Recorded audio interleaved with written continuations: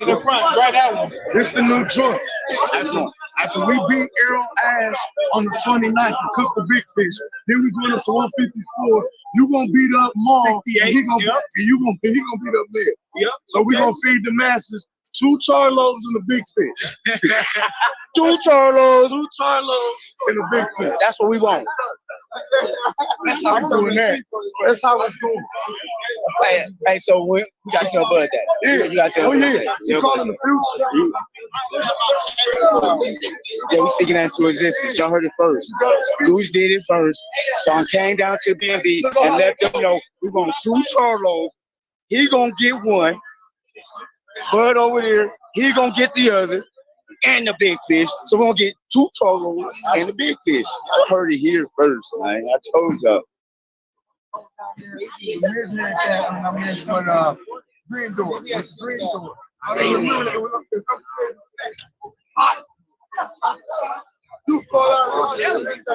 was the way. I usually go to Sprite Salad. That's what I'm saying. I was a fake tip today. Is your mom here in this day? She's so Okay, good to see you.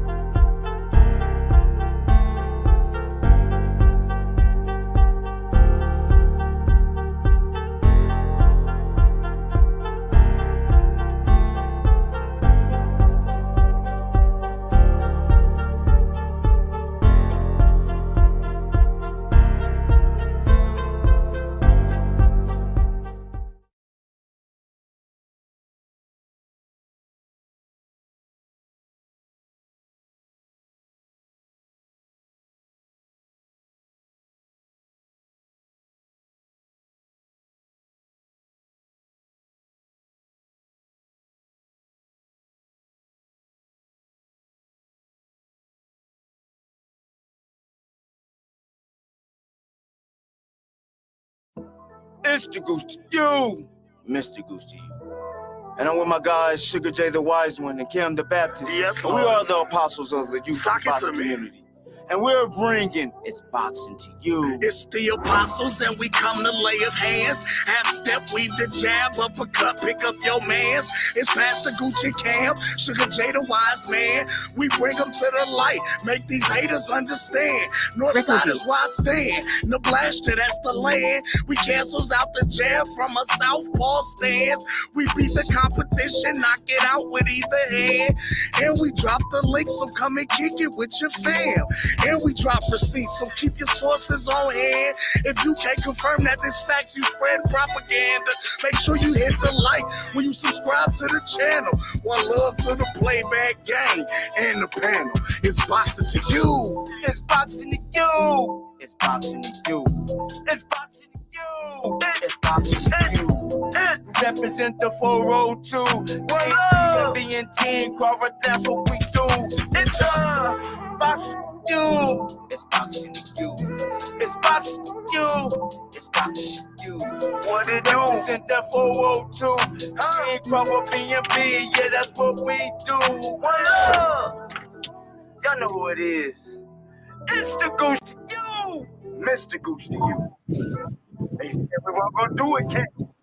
They said we weren't gonna last in this bitch, but we here. Of the YouTube boxing community. We laying hands on their ass. Y'all see what it is. We got young Sugar J, the switch hitter from B&B, coming out 2023. One love. Y'all know what it is, huh? But y'all gonna see what it is. Mr. Gucci, you. Kevin the Baptist, Sugar J the Wise One, we are the apostles of the YouTube boxing community.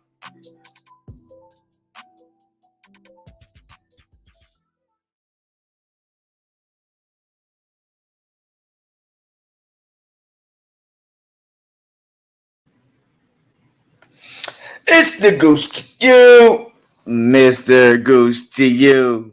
And I'm with my guy, Cam the Baptist. Hopefully we'll be joined by Sugar J, the Wise One, here in a shortly. and we're bringing today is boxing to you. One love. What's up? One love to the chat playback gang, everybody. One love, Kim. How you doing, sir? I see y'all rolling. Man, I'm out here rolling, trying to hurry up and make it back to the crib. Yes, I just sir. got out of this rehearsal. Yes, sir. Doing this It's a Vibe back to school showcase on Yes, next sir. Saturday. Man, y'all gonna have my okay. See, Saturday's about to be full for us, bro. Shit, I ain't even going to the parade. We got the parade. We got It's the Vibe, and then Sugar J's fighting that day too. Yeah. Oh, so you ain't gonna go to the parade? Nope, I can't. By the time the parade starts at 10. Our event starts at 11. Oh, damn. Yeah, so I'm not even really gonna be able to make it. You know what I'm saying, like that. Unless, and I doubt it, unless I'd have to get up and come down early, try to come down early and catch motherfuckers I can catch and say my little highs and buys, you know what I'm saying, and try to be out there bitch by about 10:30, but you know what I'm saying, 10:30, 10:45, but nah, with the amount of traffic that we expect in downtown, that's not gonna happen. So that's not gonna happen. Yeah, I thought about it, just, you know what I'm saying, pulling up early, pull up, pop in early, say what's up, you know what I mean, show face, you know what I mean, chop it up motherfuckers, man, bounce. Because I do believe Coach is supposed to be here Coach for the parade. I did hear Coach say he's coming to the parade. So I think we're gonna have a couple of other content creator channels joining us up here too at the parade here in Omaha. So, yeah, I don't know I'm not sure if Mark Nash is coming to Omaha. Right. But yeah, shout out to Mark Nash. Well, I'm gonna end up popping the shit out of one of these bitch ass, no driving ass Africans, bro. Bro, I'm finna, nigga, I'm in the fucking roundabout, nigga. This bitch ass nigga think he just gonna drive through the roundabout like you don't see me coming. That's why I don't drive with it, bro. Anyway, but yeah, so You're not incriminating. So we're talking boxing. We don't talk about nothing else. Yeah, incriminating ourselves. So what was I saying though? Oh, yeah, man, I ain't gonna be able to make it. But shout out to my nigga Bud though, man, cause shit, I just chopped it up with Cuz last night, man. He pulled up to the show last night. Oh, okay. What show was that? At the Tequila Bar? Yes, sir, at the Tequila Garage. Oh, okay. How was that last night? We had the Battle of the Cities last night, man. KC won. And all the artists, man. Shout out to Ivy. She did her shit, man. The show was nice. I ain't gonna cap. I ended up kind of hosting back and forth. I was a judge, but shit, I kind of ended up hosting with the host too. So, you know what I mean? You know how I do. Man, give me the mic. Talk some shit. You know what I'm saying? Man, out there and I was talking to the Kansas City comics, you know what I mean? Like the Kansas City performers and shit, chopped it up with them or whatever. And he walked up on me. You know what I'm saying? Like, I'm talking shit, you know what I mean? Like, we out here talking shit. Ooh. And as we talking, I see a hand just go past my face. I look like, what the fuck? And then when I turn around, look, he's standing there. I'm like, oh, what's up, fool? You know what I mean? Shook my hand, gave a nigga a hug, like, what's good, baby? What's the deal? Like, man, you know me, man. Came to check y'all out, man. See what's up, man. One thing bro do show, he pull up, he show love, man, to like the local independent artists and shit like that. He do be pulling up the shows. And they be heavy at Tequila Garage. But like I say, last night was Lil Day-Day's birthday. You know what I'm saying? My guy Day Dilla. But yesterday was his birthday and he was performing.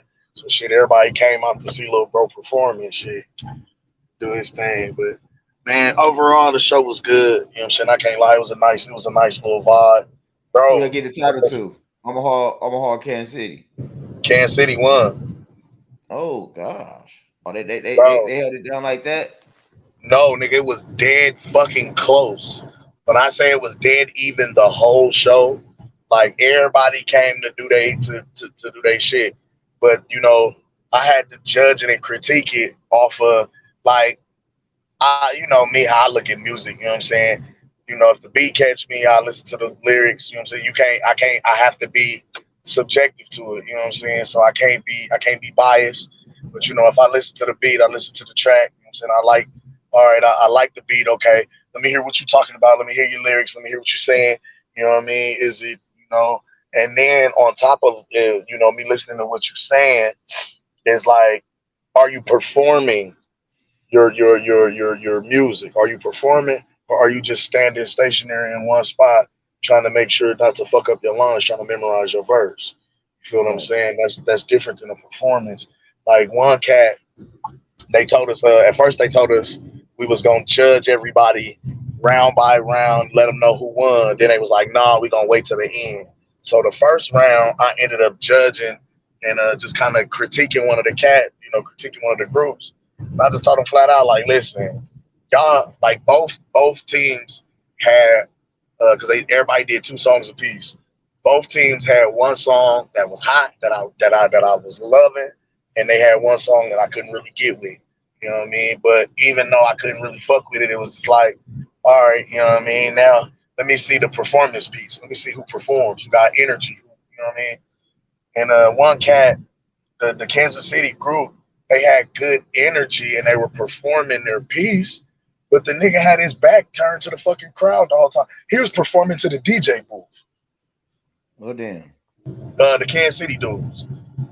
You know what I mean? He kept turning around, turning his back. And I told him, I was like, bro, keep it 1,000. I like y'all music. Y'all have dope music. Y'all have dope energy. I said, but bro, the crowd is out there. You performed to the DJ booth. You had your back turned to them. Take all of that energy that you was giving and direct it that way to the people. You know what I mean? But ultimately, they had more energy in their performance than the cast that was here from the city. Lil Bronin was just trying to memorize their verse. Nigga, they was standing stationary, just spitting the song, but it was like there was is no feeling behind it. My nigga, if you don't believe you, I don't believe you. Right, You know what I'm saying? I got it.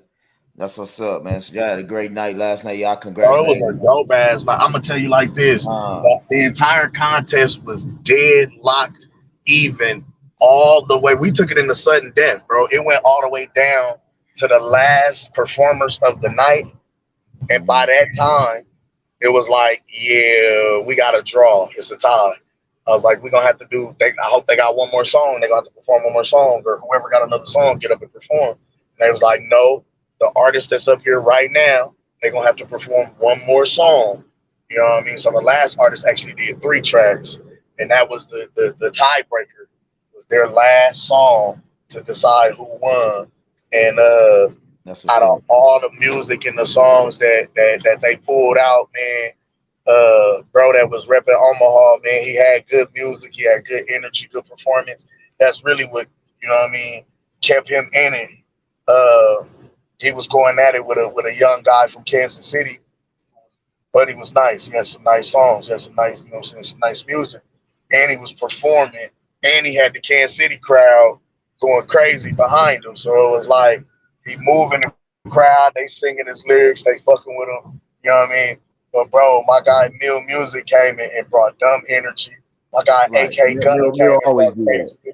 AK do the same thing. So AK brought crazy energy. So yeah, but the DJ was a little on the, you know what I mean, unprofessional side. Like, you know what I mean. I told sis we could have got, you know, some more DJs. We could have called a couple different people. Well, on some real shit, as soon as I fly in, I don't know the day I'll have to fly in Thursday or Friday.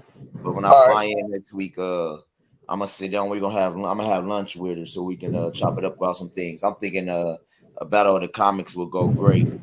That'll be hard too. I like that. That'll be hard. I went. I actually So went to what you call it though.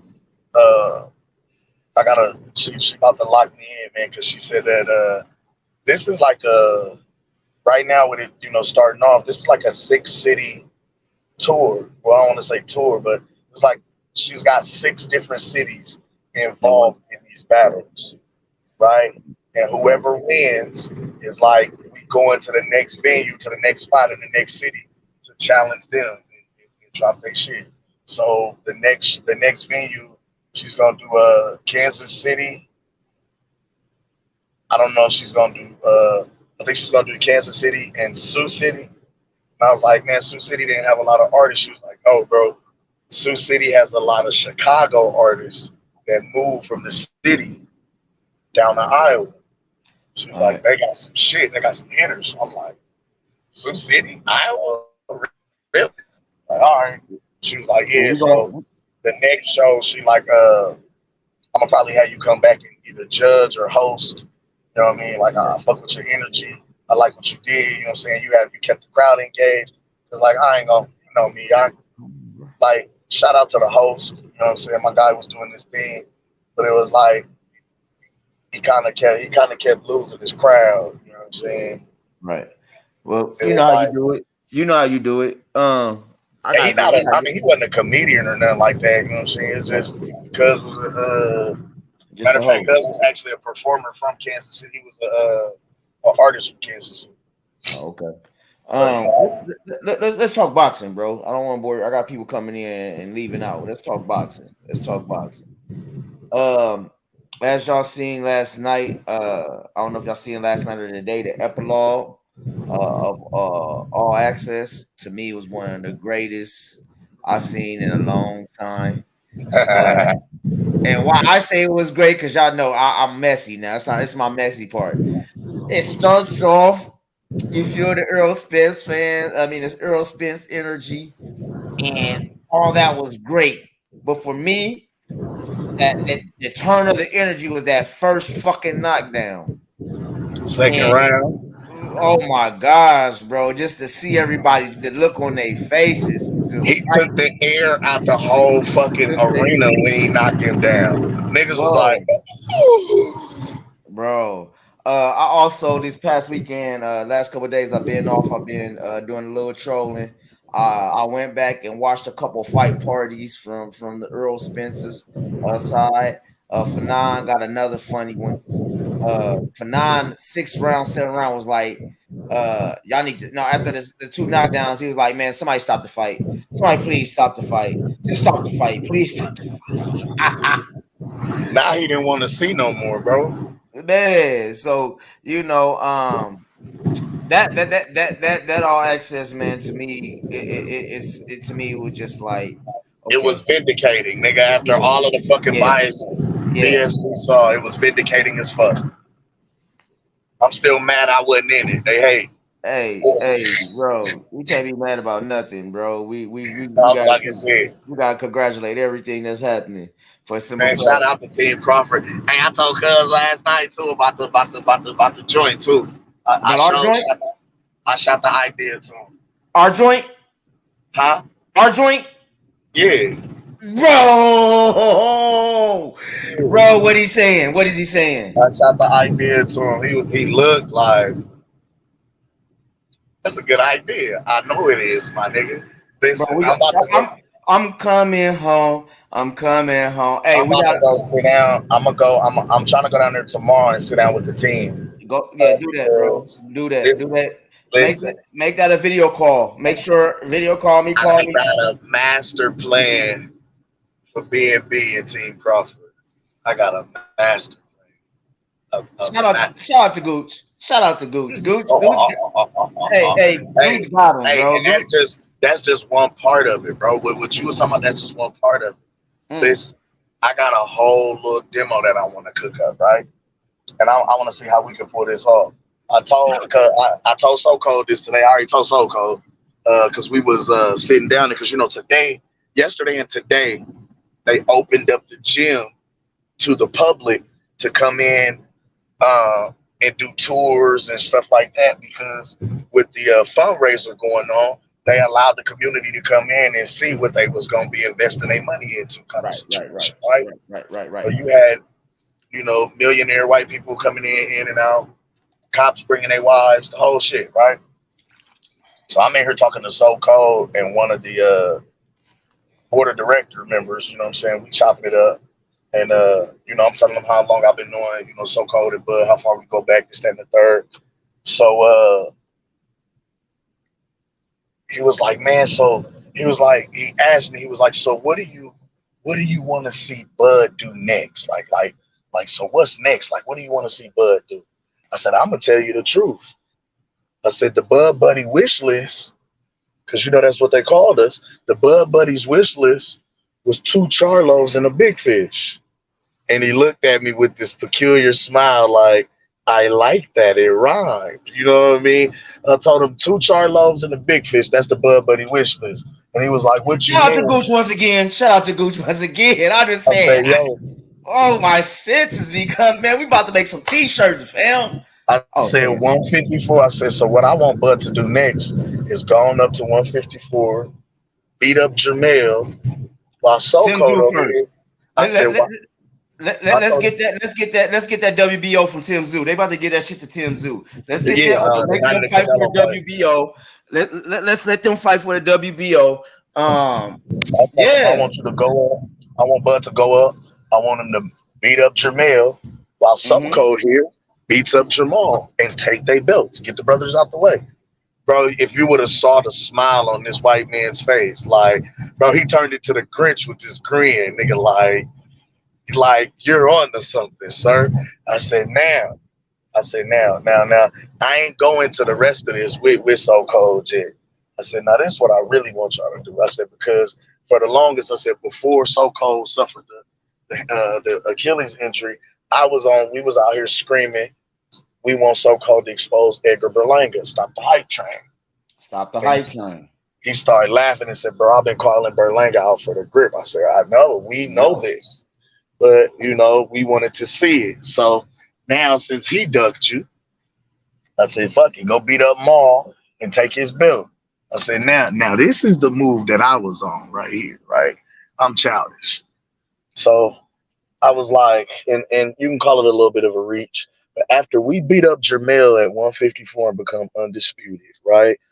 So Cold beats up Jamal at 160, takes his belt, right? Now, this is some childish shit for me, because I'm expecting Canelo to still be undisputed at 168, right?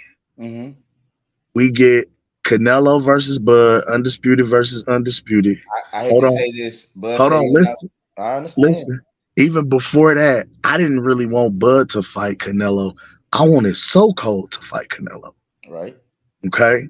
So if we can get this So Cold Canelo fight after he beat up Maul, what I really, really want, So Cold undisputed.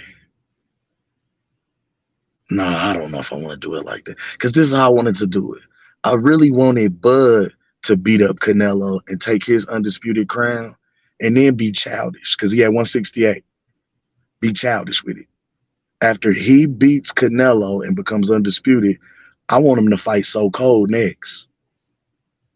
I want him to fight Bud. I want him to fight So Cold. Listen, I want him to fight So Cold next. Listen, and I want him to take one body shot. It ain't even got to be hard. Just take a body shot and take a knee. Get So Cold the undisputed crown and retire. We ain't WWE. We're not WWE. We're not WWE. We're not gonna get his fans that one. Hey, we gotta give him that one for me is like, no, son. We gotta give him a Vince McMahon show. No, son. You got to know my East Coast shit right here now, son. No, son, we can't do that. Because you know what we gotta do? Hey, you know what I gotta do to set it up? We gotta play the gym. I'm with you on that. What the fuck is Cam talking about? No, son. No, son. I'm trying to beat the game. I'm trying to scam the scammers, bro. No, son, we're not doing that. I'm trying to scam the scammers, bro. No, even though, because Bud already said he's not fighting Canelo. He's not going. I know. I said we know that already. I'm just saying, Bud beat Canelo, take his belts, and then hand him the So Cold. and then throw the deuces and retire. So the rest of the world can be introduced to the so-called era as Bud go. I'm about to get this nigga, man. This nigga got me like he got me fucked up with that one. No, Cam, get that shit out your fucking mind. Don't speak nothing like that into existence ever again in your fucking life. You understand me, young man? No, ain't no fucking watch with that. That's stupid as hell. That's the dumbest shit I heard. That's the dumbest shit I heard in life. Hey, Bud goes out as the greatest boxer alive. And then have Bud take a knee like, you're not Vince McMahon. You're not Vince. And then he tossed the belts to the homie on the way out. Like, huh? We're not. I'm out. Y'all be cool. Y'all be sweet. We're not gonna do the Bret Hart screw job. We're not gonna. Fucking right, bro. Why not? Give me. Fuck that. Let's give the people some nostalgia. Let's take them back, man. Let's take them down memory lane. Let's give them some Vince sauce, bro. Let's take a page out the Vince McMahon playbook, bro. Man, you went all the way, man. Wow. Big old conspiracy. Big old. But I will want to say this. I was listening to True Media USA Boxing Today with Coach Malachi and the Tim Bradley episode, Playback Game. Shout out to Coach Malachi and shout out Bradley. Coach, man. Hope to see you this week, Coach. Tim Bradley said some interesting things though, bro. And one of them is about the business of the business of boxing. Yeah. I'm with that Keith Thurman Bud next. And let Earl don't get Earl to sometime next year. Let Earl heal, man. Also, word is Earl is suspended from the TKO up until September 28th. So he will be able to start training camp September 29th. That's only what, 60 days? That's 2 months. Yeah, they're giving him a 2-month suspension for the TKO. I thought the minimum was 6 months, and they changed it to 90 days. But no, the minimum is what they want it to be. I see. Because the other thing is they want to have this fight. They want to have Bud Spence 2 at 154 at the end of the year. But how is that supposed to happen if the fight happens at 154? Bud belts won't be on the line. No, Bud gets to keep his belts. That's what I'm saying. He gets to go up and then come back down. That's pointless. No. Why is it pointless? It's part of the rematch clause, brother. Bro, first of all, he beat the shit out this dude. Nobody wants to see the rematch. And we understand that, but they put the rematch clause in it for a reason, Cam. It can't be what we always want, man. No. I don't even. They suspended. Well, listen, they suspended him until September 28th. He gets to come back. Hopefully, me personally, hell, if he does it, he does it. Let's go. Let's put it in night now. Let's show no mercy. Like, is the rematch? Has he already activated the rematch? He activated they said he activated his rematch that night when he said we're gonna do it all over again. That's what they say, but I'm hearing no. That's what he said. Okay. He said it on the epilogue too. He got to do this rematch. Now, when is it going to be? We don't know that part. But like I said, September 28th is the deadline of his suspension. He gets to start back training September 29th. Let's listen for the fight to be announced in October. And hell, that's his fault, Cam. If this is what he wants, that's his fucking fault. He feels it's his time. To do what? Cash out? If you fight if that's what he got to do, that's what he's gonna have to do. We can't take that from a fighter, bro. A fighter feels that, hey, I think I can get it in within this time frame. I can get myself together, think I can do it. Well, hell, we all know what's going to be the problem. You're not going to be able to adjust. You're not going to make no adjustments. You're not going to be able to fix anything within that time frame. But if you feel that you can, go ahead and see. Let's get your ass out the way and move on. I guess so. And like I said, I gotta say, bro, it's not what we want all the time. Also, it's a thing about what I've been seeing with the LDBCs and especially with the LDBC, how they say the fans made this fight. the fans did this, the fans did that, we did this, we did that. We played out a big part because of being on social media this time. We did play a big part, but let's not get too big headed and say that we did this. Nah, brother. They saying Arrow did this, bro. And then like Bud said though, and I'm about to play the interview. Like Bud also said though, he said we both did it. He said, but yeah, Earl, he did give Earl his props in this interview. He gave Earl's props. He said, because without Earl Spence, he said Earl Spence could have stuck to his guns and listened to his advisors and basically fought Keith. Yeah, he could have went and fought in a whole different way, fought anybody else. Yeah, I agree. So we got to thank Earl for that. And so if Earl wants, and like I said, if Earl wants the rematch, give it to him. Let's give it to him. Let's put him to sleep this time. Let's show no mercy and put his ass to sleep. Because I'm like, bro, if he fights him again, he's going out. At 154. Like, at 154 though. Bro, I don't think 7 pounds is gonna make a difference. 7 pounds is not gonna change his boxing ability. It's not, but it'll make him feel comfortable. He won't be weight drained. Okay. You know what I'm saying? And then this is the other thing. Being I'm confused by this. I'm confused by this. He's weight drained shit. Like, see, this is the shit I'm talking about. You know what? The nigga threw 400. He out threw Bud. He threw more punches and more jabs than Terence Crawford. I understand. He was the same Errol Spence, bro. We understand that, sir. We really do understand that. But here's the but to that. Here's my but to that. Did he look weight drained? Yeah. Hell no. And they hold on, would you let me finish? In their eyes, he did. And a lot of the Errol Spence fans, he looked at weight drain. So my thing to this, okay, if he looked at weight drain to you guys, no.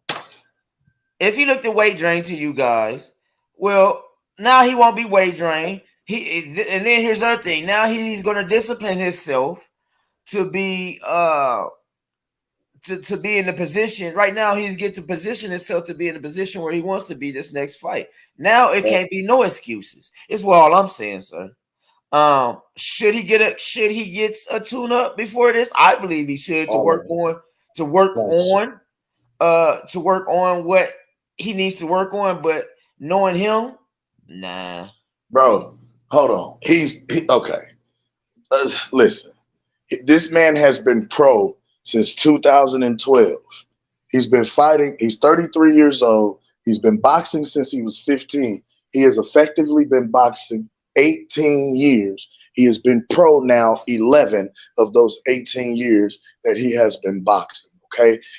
2 months is not going to be, he's not going to change his entire boxing style in 2 months. He's not going to come in and add some nuances to his arsenal in 2 months after an 11-year pro career and after an 18-year boxing career.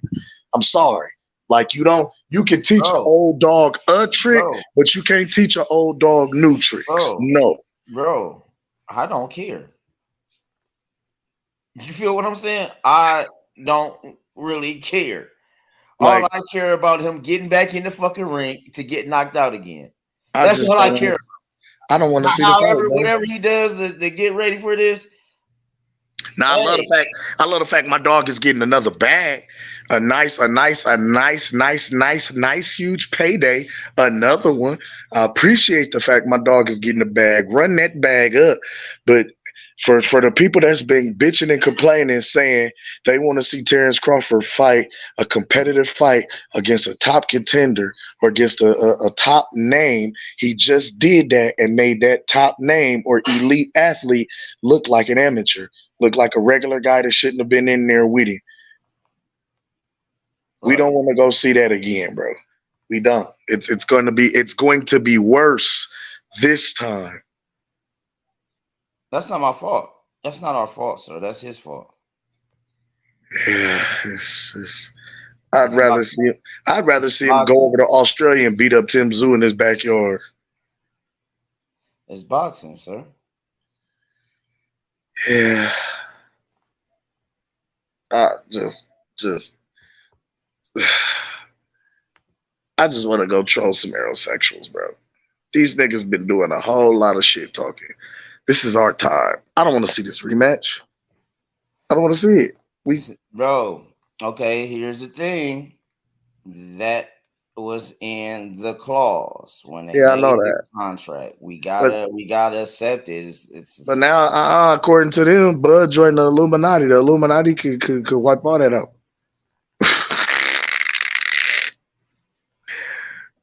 Speaking of that, yeah, Bud joined the Illuminati. He sold his soul. Speaking of that, you know what? I'm gonna get on that. Let me go to the interview. Let's talk about this interview. Yep. He was with Hot 97, Ebro, and Rosenberg the other day. Man, I think it was a great interview. I wanted him to go back to the Breakfast Club and look at Charlemagne crazy. And I just listened to Bernie the Boxer, and on Bernie's, he was talking about he said something. I don't know if he was playing, but he said something about when's the Good Morning America interview. So Bud get on Good Morning America. Ooh, Lord have mercy. Yes, sir. Say that one more time. Bud talking about Bud on Good Morning America. Oh, nice. Okay. Hey. If he can get on there, if he can go on there, that'll be real nice. But let me get to this is a Hot 97's interview with Terence Bud Crawford. We're gonna one more thing too. Since my dog didn't make history, Bud needs to be on the Wheaties box. I'm done. He done went undisputed in 2. I said it the first time at 140 when he went undisputed. Now, after making history historically, doing it in the second weight division. They even got Wheaties anymore? Yeah, they got Wheaties still. That nigga need to go on the Wheaties box on my hood.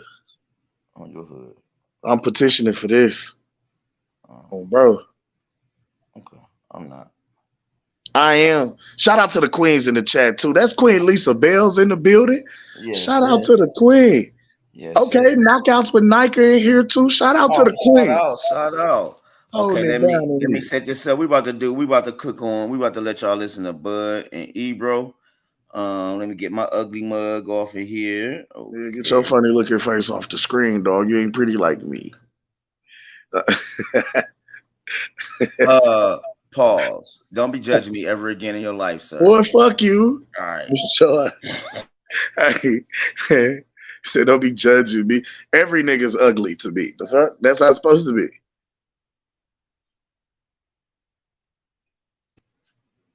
Okay, meet your mics. We're about to get into this interview. Let's get it.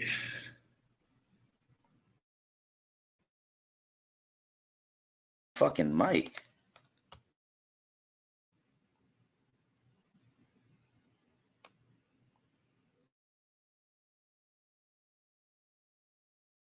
Laura Styles is recovering from the Rona. I wish she was here. Rosenberg's here though, but we have four-time, 40-0, the champ, post-fight. His name, Terence Bud Crawford, has joined the program. Good morning, sir. How are you? Good morning. I'm doing good, man. How do you feel a few days after the fight right now? Oh, I feel good. I'm a little sore, but really? I'm always. Yeah, we weren't sure you got hit at all. Yeah, you strained something? It ain't from like being hit. It's from going from one weight and dramatically, going to a higher weight. So basically, my body is stretching right now from water weight and whatnot. Got it. So you're when you walk around every day, what weight are you normally living at? I don't know. I'm in the 60s. Wow. And you were at what? You weighed in at 145? No, 146.8. 146.8. And what do you think you're back at now? You think you're already back up close to like mid 150s? No, I'm in my 160s right now. Already? Yeah. What was the first meal you had after the fight? I was gonna say, nigga, one meal. The first meal I had was some pancakes and bacon. Pancakes and bacon. Wait, that night? No, it was that morning. That was so my you didn't really eat after the fight like that? Oh, you talking about at night? No, At night? really didn't. I really didn't get a chance to eat it because as soon as we went from the post press conference, they had an after party for me at Top Golf, and so we went straight there, so I can pay my obligations to the after party, and then we went to the hotel. And I think I ate like some fries and a piece of chicken tenders, and that was pretty much it. But the pancakes and bacon, bro, that came. Man, he looked good. Man, he looked like he didn't even have a fight that night. After watching the epilogue. Hold on, pause that. Hold on. Go ahead, Rosenberg. Well, I just the thing. All that money and that nigga still eating pancakes and bacon, dog. Terence Crawford, who might be the best fighter in the world, in my opinion, and I think that's not a very bold statement on this day in particular. But niggas eating are there chicken strips and weight fries for you being able to get some of the big and fights they out there? millionaires? This The is first a thing real in nigga. my mind is how far away are we from getting Bud Crawford and Tank Davis? And would weight be an issue there, or would that just be a matter of you waiting for him to be ready for you? What? Yeah, no, Tank is at a lower weight class than me. He's at 135. I'm at 147. That's 2 weight classes apart. So he would have to come up. Yeah, because I wouldn't never. You can't get that low. Yeah. Yeah. So that's not gonna happen because I saw people talking about it. You don't think that'll ever happen? No, I wouldn't say that it'll happen. So then the next person on the block is Boots. Right. Now that can happen because we have the same weight class, but at this point in time, I'm looking for bigger and better opportunities like Charlo. So yeah, you and Charlo was getting chippy. He was ringside. What words did you guys say to each other? And I just, gave me a little peace of mind, He told him, you a bitch ass nigga. You a bitch ass nigga. But the truth, G. I was in the moment. I just thought to let him know that, I'm coming for him too. So now, what is is it a competitive relationship, or is it? I mean, I couldn't imagine y'all don't really like each other. It's more competitive. Nah. I really don't care for dude. Oh, you don't like him? I won't say I don't like him because I don't have no reason not to like him personally. I just don't care for him. Got it. So who else is out there? Obviously, Jermell Charlo is interesting. Who else is out there, Bud, that could give you that superstar fight? Because like you are such a profoundly impressive fighter, man. Like it's just, I guess I was taken aback, honestly, Bud, because I've watched so many fights, and in I've watched a lot of great fighters avoid big fights, and B, I've watched them get the big fight and not do anything offensively. You did the opposite. You took on an undefeated guy who everyone wanted to see you fight, and you dominated, and it was a constant offensive effort until it ended. I almost want to see you from a mainstream sense. I work at ESPN, and they don't cover boxing enough. We want to see more big mainstream fights. Who else do you think is out there that could really provide that for you, that B-side, if you will, for a big fight, besides Charlo? Sometimes we lose, sometimes we win. Commercial. All right, skip that.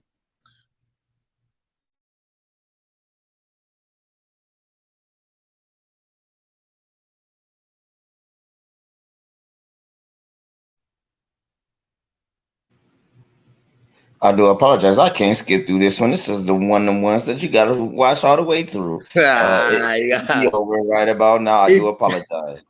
If you or someone you love has suffered from mesothelioma, you over there watching the mesothelioma commercial, kid?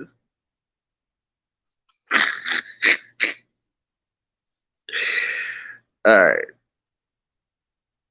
Where is my lighter? My bad, y'all. My bad. I accidentally took the video. Hit the wrong thing. 1 second. Also, then you did some old nigga shit. Yeah, I did some old nigga shit. This is as bad as you throwing off your damn headset, right? No, doing off the damn headset was worse. I think yeah, it's definitely worse. He was popping his collar through the through the whole joint.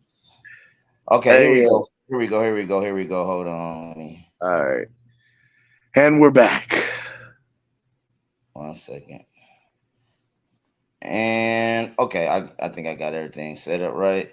I do apologize, ladies and gentlemen, for the technical difficulty. I accidentally hit the wrong button. All right, I'm finna mute you. I got you.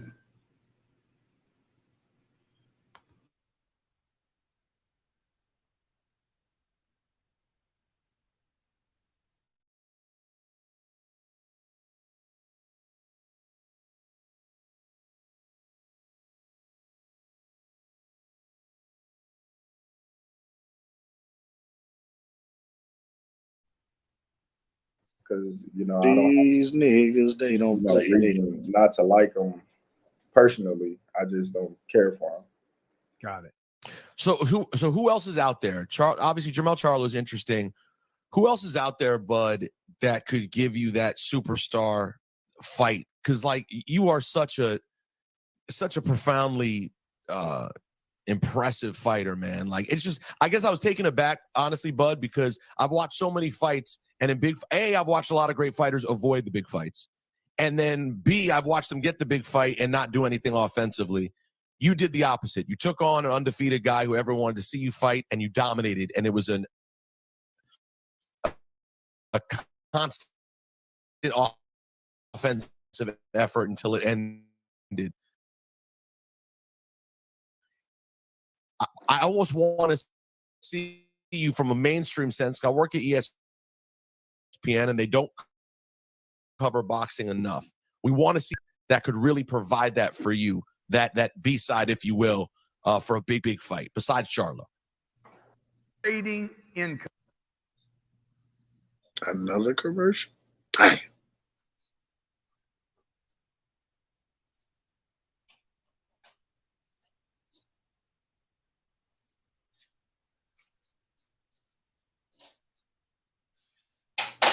You ain't heard they be tripping. We be tripping.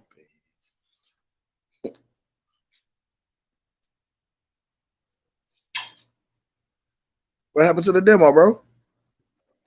Charlo holds all the belts at 154. I hold all the belts at 147. Me and Errol Spence was the two top welterweights in the division. That was the biggest fight of this decade. That was a fight that's been marinating for 5 years.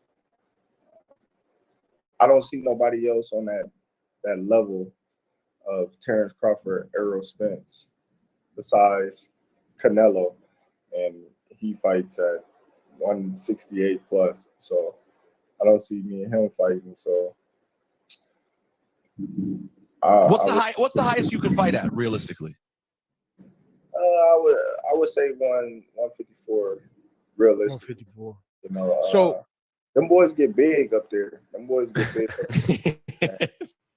And I'm not a person to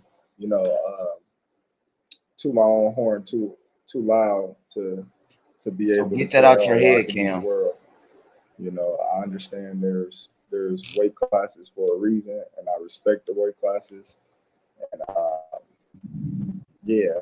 Nah, fuck that, Bud. We knocking niggas out in all weight classes, bro. Given the age, I'm about to be 36 years old. Right. In September, so I got to take that in consideration as well. So Terence, people avoided you for many years now. I feel like your name has been circulating and Errol Spence. How long that fight was brewing for? What, 4 years? About 5. About 5 years. I moved up in weight in 2018, and I called out all the top guys. And what was what stood in the way? The politics of boxing? Like, why didn't you get the fight you needed and wanted until now? Well, of course it was politics. You got to understand, when you with one promotion and another promotion, company have all the top guys in your division, and you sign with another promotion that really too much don't do business with each other, they're not going to send one of their champions over to another promotional company to get their champion beat, and the other promotional company fighter don't have any ties with them. So it was a business move on, PBC side. I took it personal at first, but once I started realizing that it's not personal, it's business, because if that was my promotional company, they wouldn't do the same. That's but right. the only thing about that is, it held me up for 5 years. I couldn't get those big fights that I wanted, so I had to take what was given. Yeah, I felt like I beat some top names in the division, some good fighters, but at the same time, I couldn't get those marquee fights that everybody. Is that why you were laughing in Keith Thurman's comments the other day when he called you out? Oh, of course. You got to understand, when I came into the division, I called for all the champions. I called for all the top guys. And Keith Thurman was one of the guys that didn't want to shed any light on my name. He was just basically like, oh, this guy, he's not even a 147 pounder.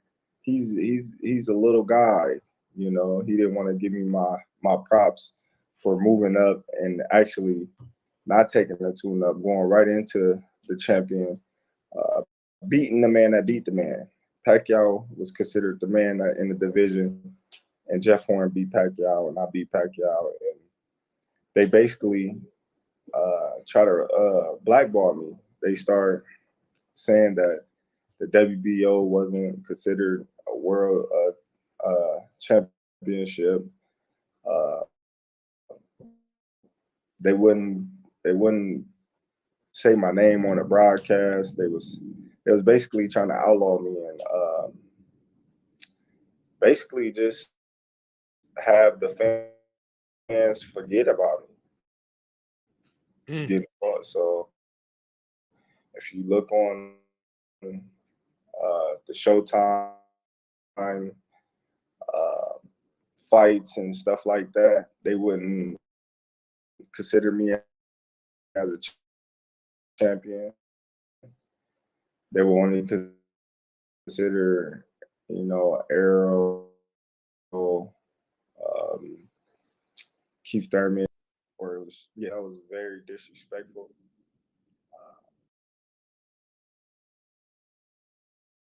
Companies of all sizes use BigQuery to uncover new insights from their data, like cost savings, operational efficiencies, and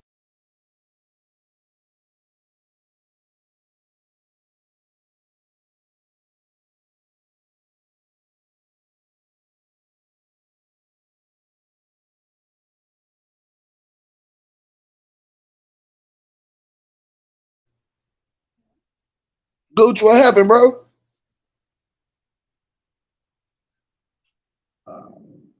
Yeah, man, there was a lot of politics going on back in that time. So now, it seemingly you and Arrow have a good relationship. Like it seems, even leading into the fight, there was no, and I appreciated it as somebody that, just likes fights. I appreciated that there wasn't unnecessary chaos in the promotion of the fight, or it didn't seem like you guys was really trying to be too, should I say, negative towards each other. Am I reading that right? Yeah, for sure. I respect the hell out of Arrow. Like I've been telling people, I'm a fan of Arrow. I've been a fan of his ever since he was in the amateurs. I followed his career. It was personal. I think the fans take it personal, try to for the same goal, and try to become undisputed welterweight champion of the world. That's what I felt the fans was trying to do. You know, I never had any hatred towards Errol Spence. Anytime that, you know, he had any accidents or anything, you know, I wished him well. I hoped that he come back stronger than ever. You know, I prayed for him because I don't want to see nothing bad happen to a fighter, because I'm a fighter and I know how hard it is to get to this level. We all doing it for the same reason, to feed our family. You know, so I would never wish nothing bad on any fighter. Well, yeah, and you've had your things. You've been shot. Errol's been in a car accident. You know, you guys have both had your trials and tribulations in life. And we are now. I mean, I would imagine, Bud, that we're getting the rematch next. I mean, I know he has that clause. I guess my question for you is, why would someone want to fork over another $85 to see you fight Errol Spence after what you did to him the first time? Because, you know, I think Errol is a strong-minded, strong-willed individual. I feel as if, you know, he would go back to the drawing board. He would come back stronger. He'll come back more hungrier, and he'll try to fix the things that, you know, he needed to fix to make the fight look different in the second time than in the first time. I do believe that, you know, but that's the only thing that I can actually sense, because, you know, I would be on the other side. So, but you would be okay. You would be okay with the rematch if it comes up. You're taking it. Hey, he has to, right, Bud? Yeah, I have to. You know, yeah, that's the contract. He gave me the opportunity. You know, without Errol giving me the opportunity and us coming together and him agreeing to, you know, certain terms and me agreeing to certain terms, I wouldn't witness history or greatness, you know, Saturday. So, you know, it's only right that, you know, I give him the credit that he deserved, because, you know, he's right. You know, he told me at the weigh-ins, you ain't got to thank me for making this shit happen.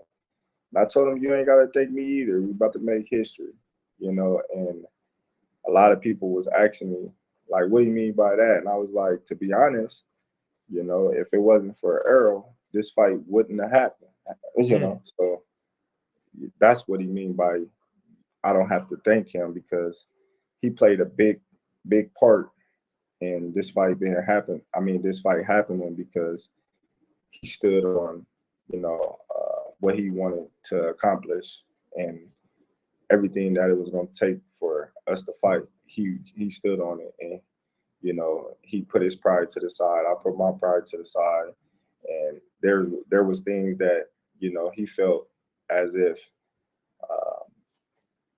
I was getting over with, but he still let it go because he like, we need to fight. And there was things that I felt, you know, I didn't need to agree to, but I agreed to it because we both knew the magnitude of the fight. So that's why I said it was both of us. But at the same time, you know, all the cards was in Errol's hands, and he could have said, no, I'm not giving in to anything. I'm fighting Keith Thurman. So yeah, I gotta give him the utmost respect, and I gotta pay homage to, you know, a person that came together. We made one of the biggest fights of this century. So Bud, let me ask, you know, people have speculated because Errol was in a car accident and had some physical setbacks leading into this fight, that maybe he wasn't, you know, at the top of his game. People even said, you know, I saw on the internet anyway, so it's unsubstantiated, you know, that he didn't look all the way there. He didn't look prepared. What is your assessment? I feel as if, you know, I said what I said years ago. If you can pull up the interviews that I've done in the past, you can see what I said. I said, listen, once we fight and when we fight, there would be a lot of excuses. They're gonna say, oh, he's been at 140 so long, oh, that accident, oh, this, oh, that. I said, I'm prepared for that. I said, I'm not worried about, any of those negative things because I'm so used to it that it doesn't bother me anymore. Every fight that I fight, there's an excuse for the opponent. Either they shaming the opponent or they not giving me credit for my victory. So I knew that would come. That's the main reason why when a lot of people were saying, oh, fight Arrow, I said, man, listen, I don't never want to fight Arrow coming off an accident of that magnitude. I want him to get back right, get back 100%, and then I want to fight him at his best. That way, nobody can say anything. Errol Spence came back and he fought Danny Garcia, and he looked good. He didn't look 100%. He looked good though, and I was there live that day, and I remember getting into it with a couple of his family members because it was like, yeah, you see that. I said, man, listen, he looked good, you know what I mean? But he didn't look 100%. He didn't look great, and then they was just like, yeah, he gonna look great against you. I was like, yeah, give him some time, let him get back, together. He got his feet wet. So when he fought Ugas, he looked spectacular. Right. He looked strong. He did what he had to do, but me and Ugas got a different style.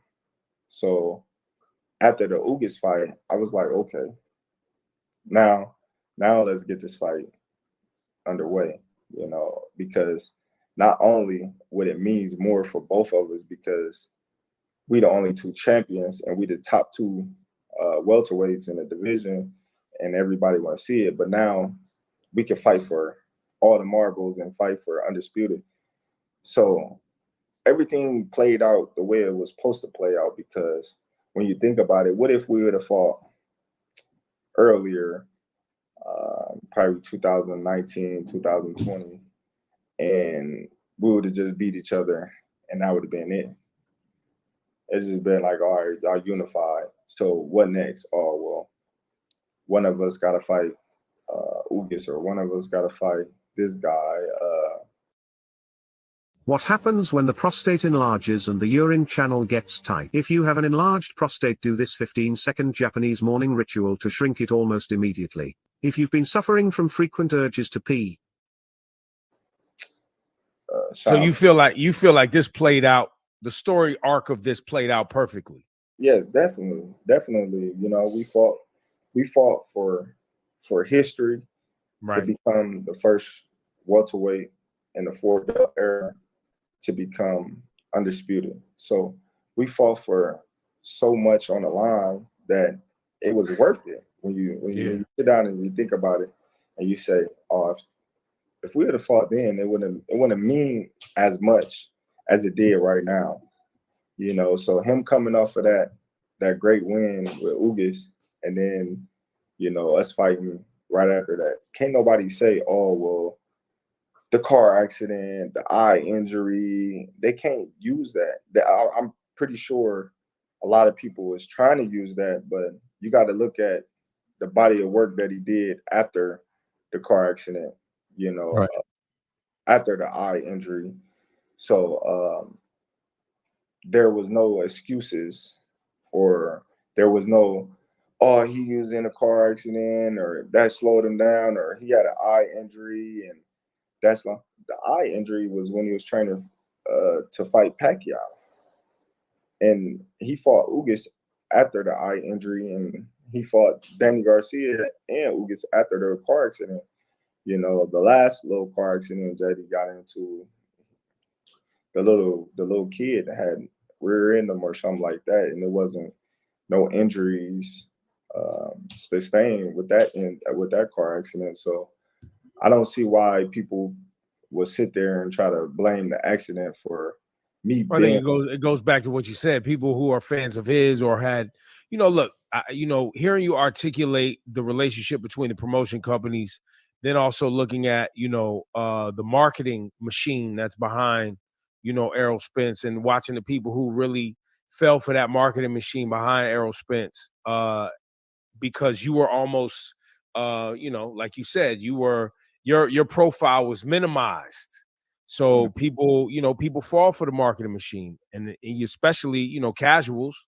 Most people I know that watch boxing a lot had you as the winner, without a doubt, going into this fight.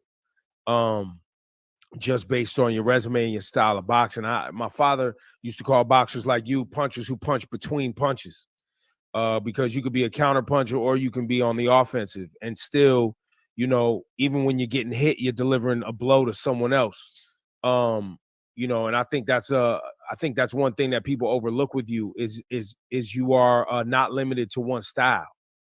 Floyd Mayweather's heaviest weight, I think, was that he fought at was 151, I think was the number. And this is obviously this is all just kind of speculation, but if your era right now and Floyd Mayweather at the same time, how would you see yourself matching up with one of the greatest all time in and around your weight class? Listen, man, like I've been saying for years, you put me in the ring with all the great fighters around my weight class, past, present, future. I'm gonna hold my own against all of them, and that's just how I feel. I feel as if our styles have evolved from the older fighters. I feel like they paved the way for us, and the things that they adored, the things that they was doing in the ring, we mimic them, but we take it to a new level. So I feel I hold my own with any of those guys. I got to ask you about the Eminem thing. That was super cool to see play out, man. Take us through that. Like you put up an Instagram post, Eminem's in the comments, and then he ends up walking you out to the fight. Can you tell us how that story actually played out and we got from Instagram to Eminem walking out with you at T-Mobile? Oh yeah, man. I just thought it'd be dope to have Eminem walk me out, because we was just struggling for, what song you gonna come out, and I was just lost. I was like, I don't fucking know.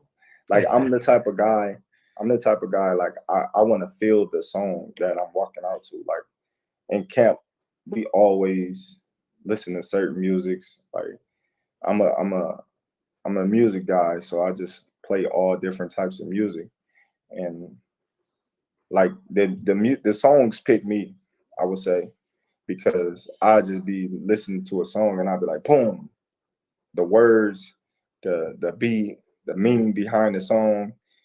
I'd be like, that's the song, y'all. They'd be like, huh? I'd be like, that's the song that I'm walking out to, and we'll start playing that all camp. And they'd be like, oh yeah, this the song, and I visualize myself walking out. But this camp, it was different. Like I was just like, dang, what I'm walking out to, y'all? And it was just like, I don't know. So them last couple of days, they asked me, and I was just like, man, what you think? I was like, I don't know, man. I want to do something great. Like who haven't walked somebody out besides, Drake or Jay-Z or somebody like that. I was just like, I was like, what would be dope? Eminem. Because you only get one shot.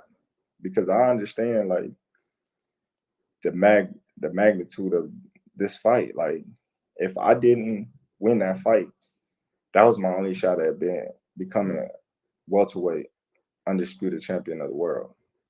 That was my only shot. Arrow's going up in weight. I'm 30. I'm about to be 36 years old. The belt's about to be spreaded out.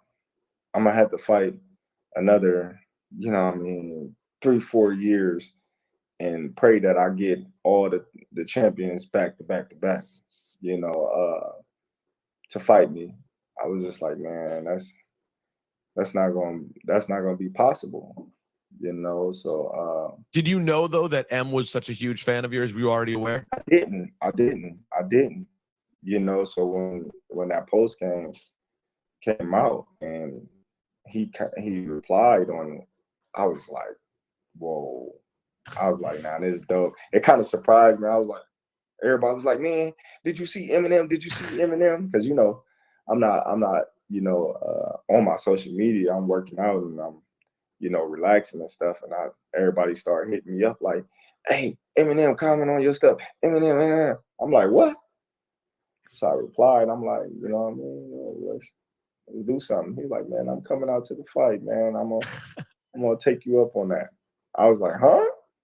Yo, M doesn't leave the house a lot. Bro. M doesn't leave the house a lot, bro. That's why I was like shocked. I was like, is you lying? You for real?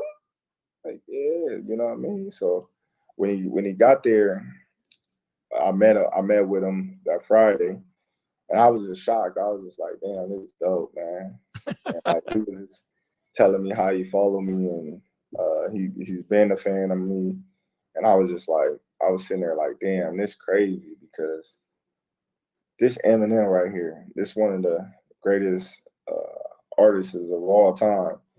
And he's telling me that he's a fan of me, you know, and I was just like, damn, he don't do nothing. He don't go out, you know what I mean? Bro. You know, that what made it so special, because for somebody that great to acknowledge me and to appreciate the things that I do in the sport of boxing, to be able to walk me out, it meant a lot. It meant a lot to me.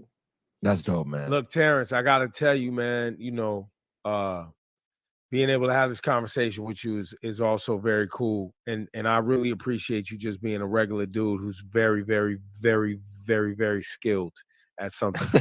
You know what I'm saying? Like, you're just a regular dude, you know, taking care of your family, putting in your work, staying focused.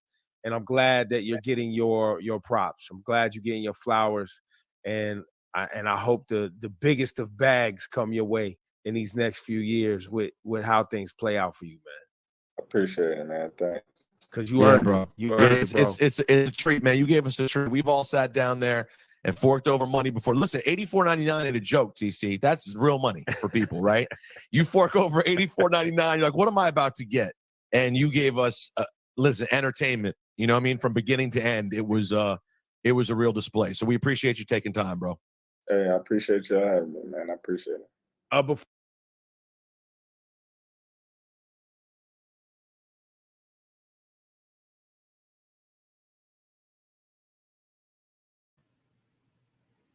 Man. So that was the interview with Hot 97. As we heard through that, we might as well scratch, get it out of our minds. I also wanted the Canelo fight, but we heard the man say he is not going to go up and see Canelo. 54 is where he's stopping. Just like they said the Bud Spence fight wasn't happening, I'm keeping the faith. I'm scratching that. He said no. We heard him going to say. We heard him. I don't give a damn what he said. I don't give a damn. I don't give a hell. I don't give a hell. We're gonna give him the so cold and retire. We're going to give him to So Cold and retire. Hold on, fellas. We're going to drop the link. Hold on, man. Y'all calm down. Let us cook a little bit. I still got something else to cook on. Dang. They really want to kick it with us. You see what you done started? You see, they want to cuss your ass out. Talking about Canelo. I don't give a fuck, because guess what? As soon as you drop the link, I'm leaving. As soon as you drop the link, I'm leaving. He ducking smoke, y'all. He gonna duck smoke. I'm over here caking and watching movies with my woman. No, trying to get some. You're ducking smoke. You start some shit, and now you want to duck smoke and sit up on the Kanisha all night. I get it though. I'm trying to get some ass. Fuck y'all. How you gonna try to get some? That's in house. That's in house. So don't even try what you trying to do. You can get that. Yeah, Lord, sock it to me. Tell him, baby. You tell him numbers. Shout out to Queen Kanisha, First Lady. Good job, Cam. Numbers. I want to show y'all this. This is something that this is what I'm about to cook on for a hot second, y'all, because I'm tired of the excuses. But everybody thought I was bullshit when I said this shit was going on. I'm not gonna play it. I'm just gonna show y'all what the type of shit these motherfuckers is on. Uh-oh. Is this it? No, it's right here. Can y'all see this shit? No, not on the screen yet, gang. Ain't on the screen yet. Negative. Negative Ghostwriter. I got it. I got it, Ghostwriter. Is it up on the screen now? Negative goes right. There we go. Now we up there. There we go. Wow. There it is. You know, I went on that shit. I clicked on that link. I don't know who this dude is. I really don't care. He needs to get the shit slapped out of him for for even mentioning some shit like this. That's Get the Smoke. Nigga, I went on that panel. I don't get two fucks who it is. Motherfucker. This is the shit. See, this is the shit. Hold on. Let me get this shit off my screen because now it's time. This is the shit that'll piss a man like me off. Let the man fucking be great. Y'all can't even let him be fucking great, man. Without all the bullshit. Now I can get I half-ass concede. I half-ass concede the car accident, the eye injury. I can tolerate those excuses. But this bullshit, the Illuminati, get the fuck out of here with that shit, man. Y'all hear me? Motherfucking content creators that's running with this shit, get the fuck out of here with this shit. Let that man be great. But y'all can't. He debunked everything the content creators said what was happening, what was going to happen, how Earl Spence was going to do it. All that shit was said and done, and yet and still you mother juggers can't let him be great. A damn shame. A damn fucking shame that y'all out here using propaganda like that, conspiracies like that. It's bullshit. When I asked, I was like, bro. And anybody, hold on, cuz. Anybody rocking with him, man, unsubscribe to us, man.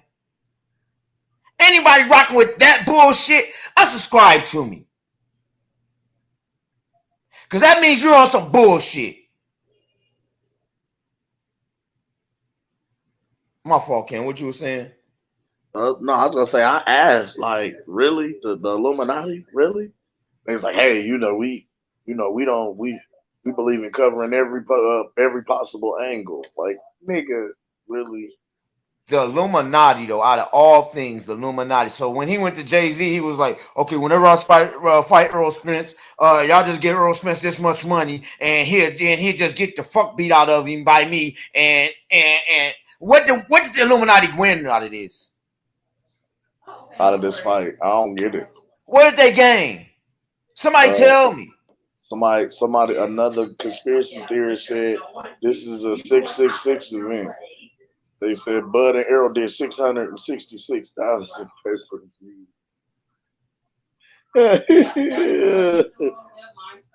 They said this is the market. I understand that people feel that us as Americans is programmed. I understand that part. I get it. I used to be on some shit like that we was programmed for some shit. But come on now. They said these ratings was the mark of the beast. They said Bud joined the Illuminati and he sacrificed two close friends to gain wealth and power. They said he also had hired Victor Conti to be personally in his camp. And Victor Conti could help him. Okay, I'm glad you brought his name up. That's the snack guy, right? Yes, sir. Okay, so Bud, Devin Haney, if I'm not mistaken, and Shakur represent Snack, if I'm not mistaken, correct? Once again, so now all of a sudden your guy get beat the fuck up, and now he got to be on drugs. But hold on. He didn't beat everybody the fuck up. And yet still, soon as Earl Spence the God gets beat up, he's on PEDs. That's crazy to me. Like, we watched him wrap his fucking hands. Oh, but Gooch, we just seen the first rap. We didn't see what the extra rap that he put on, and then he put the brass knuckles in between because motherfuckers like Manager Marty is out here putting on blast that Earl Spence had fucking fist prints in his goddamn face. He said Bud used brass knuckles, G. I'm saying the brass knuckles because they saying it was knuckle prints in Earl Spence's face.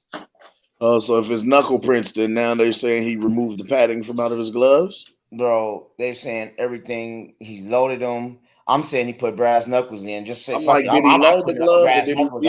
If y'all saying shit, he put brass knuckles in his shit then. Stupid motherfuckers. So now that begs to that gives the next question in the situation then. So did they pay off Errol's team too? Because you know a representative from Errol Spence. Oh, that's why the doctor came in.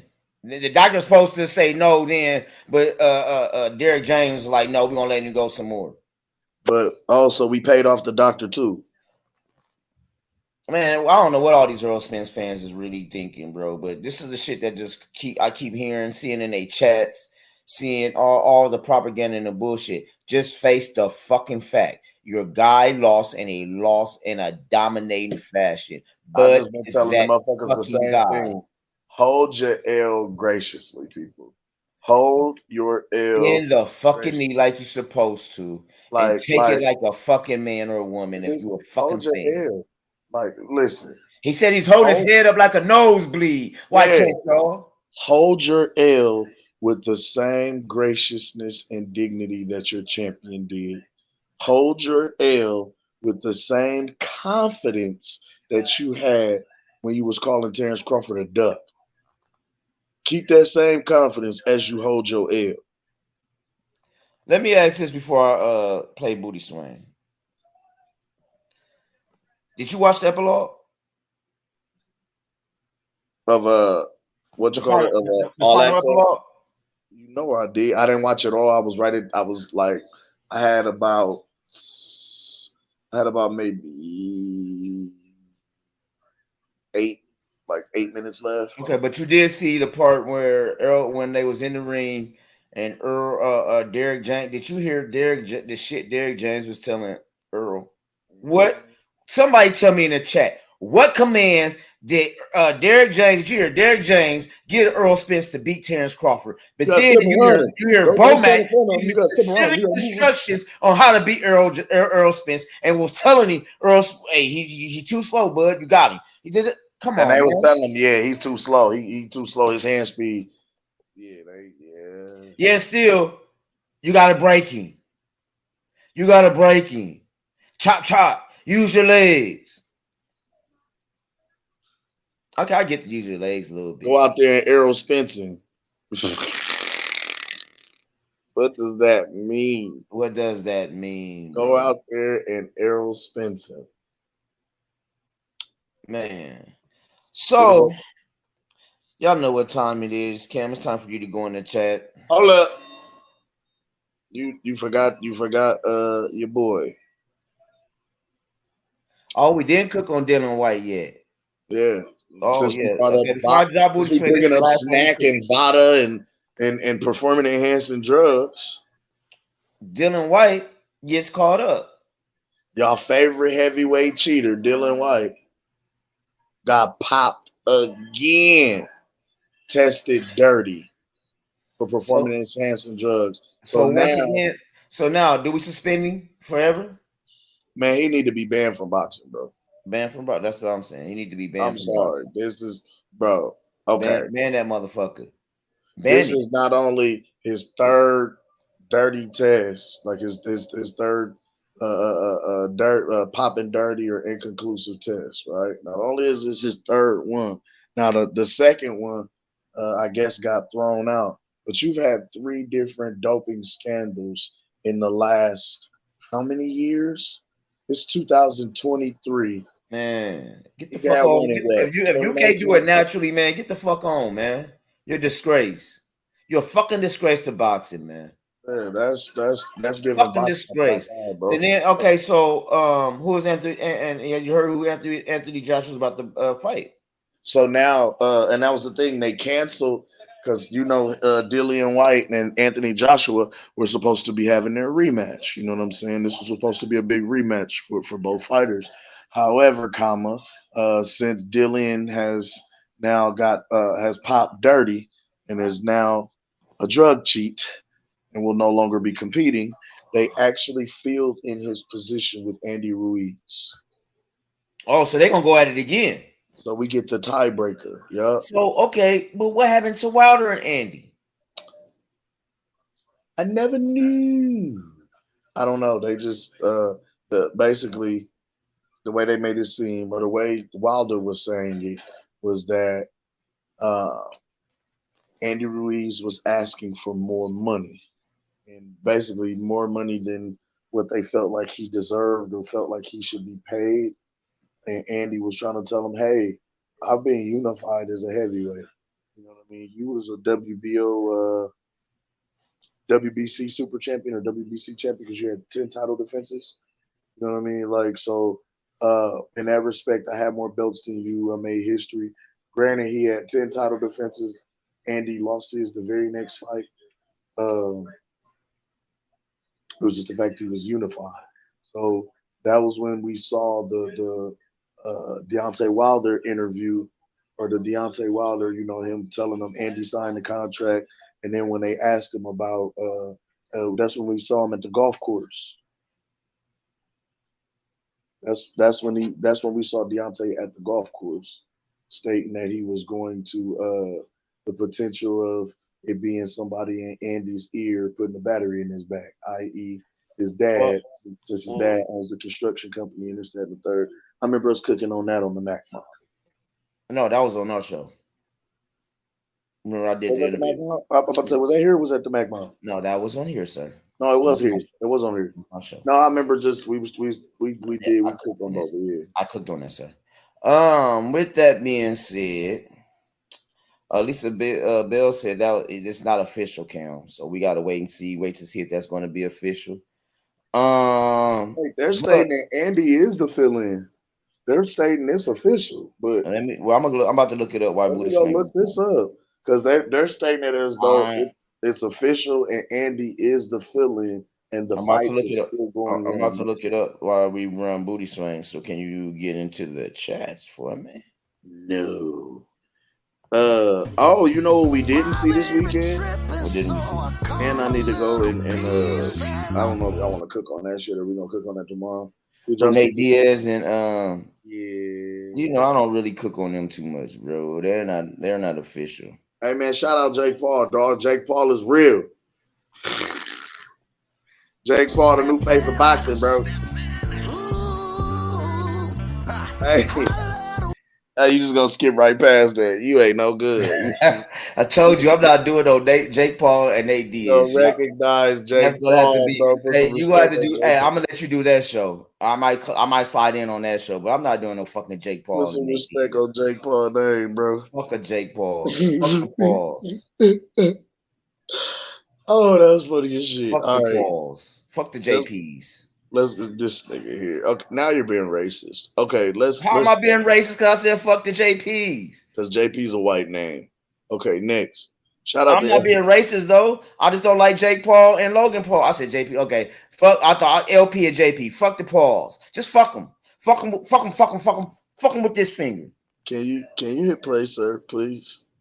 Fucking the Pauls, WWE stars and shit. What the fuck? So you're not gonna hit. Okay. No worries. No biggie. We'll wait. Shout out to everybody that's tuned in with us today, man. One love to everybody, man. Y'all make sure y'all hit that like and subscribe button. Push the damn button, people. Push the button. One love to everybody in here. Who we got in the chat with us today? It's time for the roll call. One love to my guy, Modern King Boxing in the building. I see you in there, family. One love to my guy, Mr. Warren Long. Orange Jeep. The count is in the building.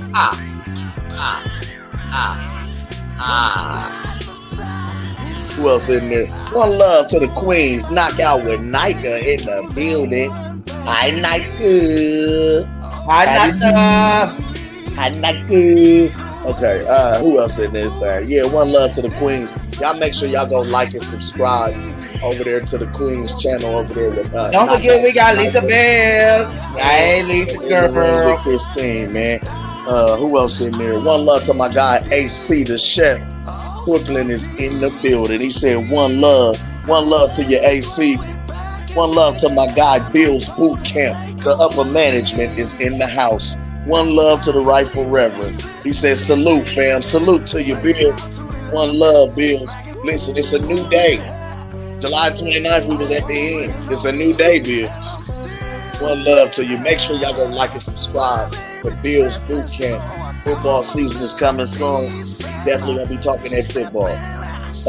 Who else in here? One love to my guy Smoke Session Sports and Entertainment. He said, yo, what up, dog?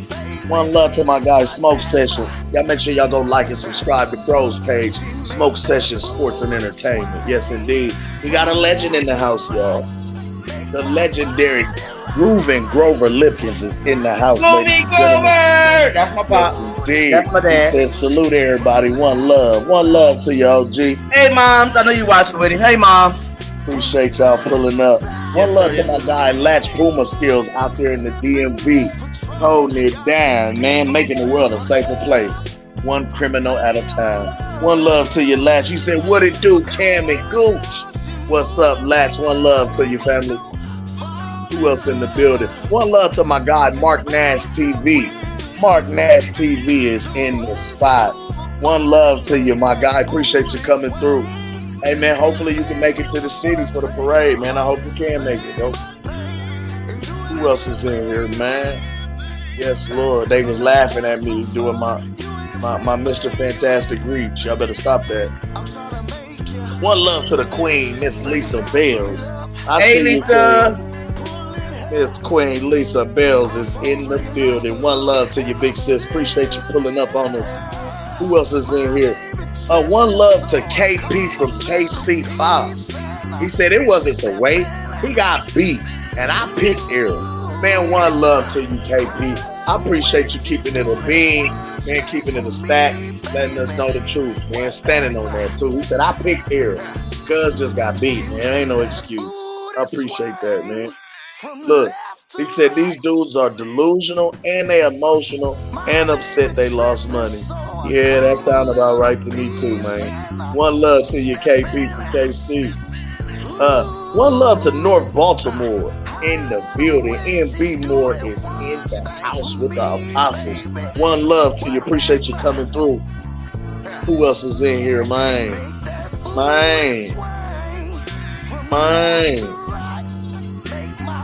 There you go. My guy Al Moolah, baby. One love to my guy Al Money 231. He is in the spot with the apostles.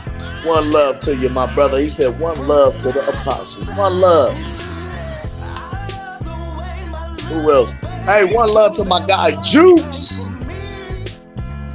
It's just Juice. That's how you gotta say Juice. Juice. One love to you, Juice.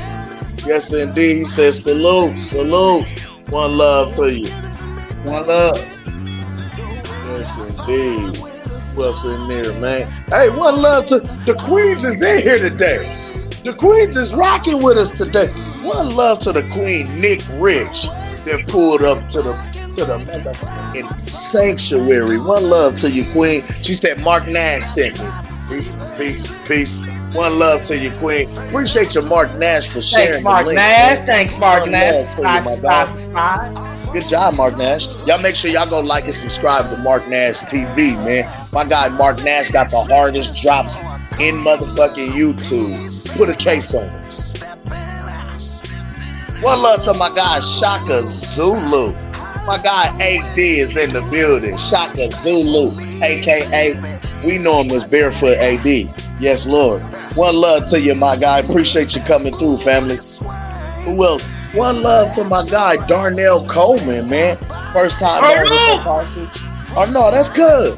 One love to you, Famo. One of the baddest bass drum players in drill team in Omaha, Nebraska. Yes, he is. That's Darnell Coleman, man. One love to you, my guy. Hey, coach, that's another coach. Hey, Bengals, yes, sir. NOA Bengals. We did that. We done that. We always on that. Wait. Did you say one of the baddest bass players in drill team? Did I lie? Shout out to the legendary Jeffrey Riggs. Silent Temple Saints is in the building. Yes, Lord. Dardu, don't let him do you like that, cuz. Don't let him do you like that. If Darnell couldn't march around the drill team while he was marching in the parade, he ain't keeping up with Jeff, cuz. Okay, no, that's Dardu. You don't remember Dardu. Dardu does that.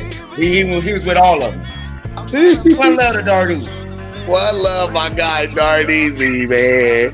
One love, fam. Hey, big bro that slid off in the building. One love to my guy Zone 6 Sports in the white. One love, Zone 6. Make sure y'all go like and subscribe to bro's page over there. Zone 6 Sports, man. My guy be over there cooking that boxing. They cook all kind of sports over there, man. They ain't playing. Athletics is where it's at. It's Zone 6. One love to my guy Alonzo Hunt. He said he's scared. I told you. This nigga scared. Who else in here, man? Oh, one love to Fresh Press 402. My nigga Fresh Press. Fresh Press is back. What's up with the Fresh Press, man? One love to you, my boy. Appreciate you coming through. Hey, Nick Rich said, I got a recommendation in my feed today. I went to the live, and it was two old crusty dudes lying about buds on PEDs, and he wrapped his hands in plaster. Yeah, they saying all kind of shit, man. This shit crazy. This shit is crazy. I don't get it, Nick Rich. I don't get it at all. Like, who else in there? My guy, TJ Hall. One love to the famo, man. My guy, TJ Hall, that slid off in the building. Appreciate you coming through, bro. Y'all make sure y'all hit that like and subscribe, man. And with that being said, oh, my guy Gertz is in the house, man. Gertz did slid off in the building on us today. One love to you, Gertz. Appreciate you pulling up, my guy. And with that being said, did you get Pop a lot of smoke? Yeah, I got smoke. That's smoke session. Okay. There you go. AD, man. Okay, I'm trying to bring you in, AD. Hey, man, shout out to the panel that came in. Everybody else that want to come on in, join us, talk y'all shit. The link is dropped. So if you new, come to the panel, man. Join us. For those who rocks with us, rock with us. Yes, sir. Hold on, what happened? Okay. AD, then AC, then pop a lot of smoke. Man, one love to everybody, man. We're going with you, AD, first, man. Our Earl Spence fan, soon to be a Bud fan. One love to you. No, you can stop it with that. You know, I'm EJ every day, all day. But salute to you, brothers. You know what I'm saying? Y'all won. You know, ain't no hard feelings. I listened to y'all. I listened to it earlier, and I like what Bud was talking about. You know, because like I say, you got to give. You know what I'm saying? Y'all go on Spence. You know, I don't. You know, ever since the fight, man, I ain't really been on nobody's station. I've been down and out. So, you know, yeah. I've been down and out. So it is what it is. You know what I'm saying? So I haven't been hearing nobody saying that, you know, Bud was on this or he had bricks in his gloves. I haven't been hearing none of that. But if y'all say that's what they've been saying, I don't know. Okay, I showed you the Illuminati one, right? I heard you talking about it. Okay, yeah, I'm gonna show you again. This is the Illuminati one. These motherfuckers made a whole show talking about Bud was in Illuminati. Check this, man. This shit. That's what I'm saying. They're crazy, bro. They acting crazy. I'm glad you ain't one of those that's acting crazy, bro. They out here acting real crazy. I mean, you know, I'm hurt, man. I'm hurting. Shit. I feel like I lost my dog. You know what I'm saying. Not your puppy, bro. Not your not my puppy, my dog. Oh, okay. The homie. Okay. Oh, shit. I'm about to say, I thought they took your blue nose pit or something, man. That hurts. Yeah, I'm saying, listen, I'm gonna tell you, like, get the smoke cannot be wrong. This though, man, because I don't listen to this station, man. No, listen, he can't be wrong, bro. Look, I'm gonna explain something to you. He can't be wrong. Who is that? Get the smoke. He Okay, so can't be.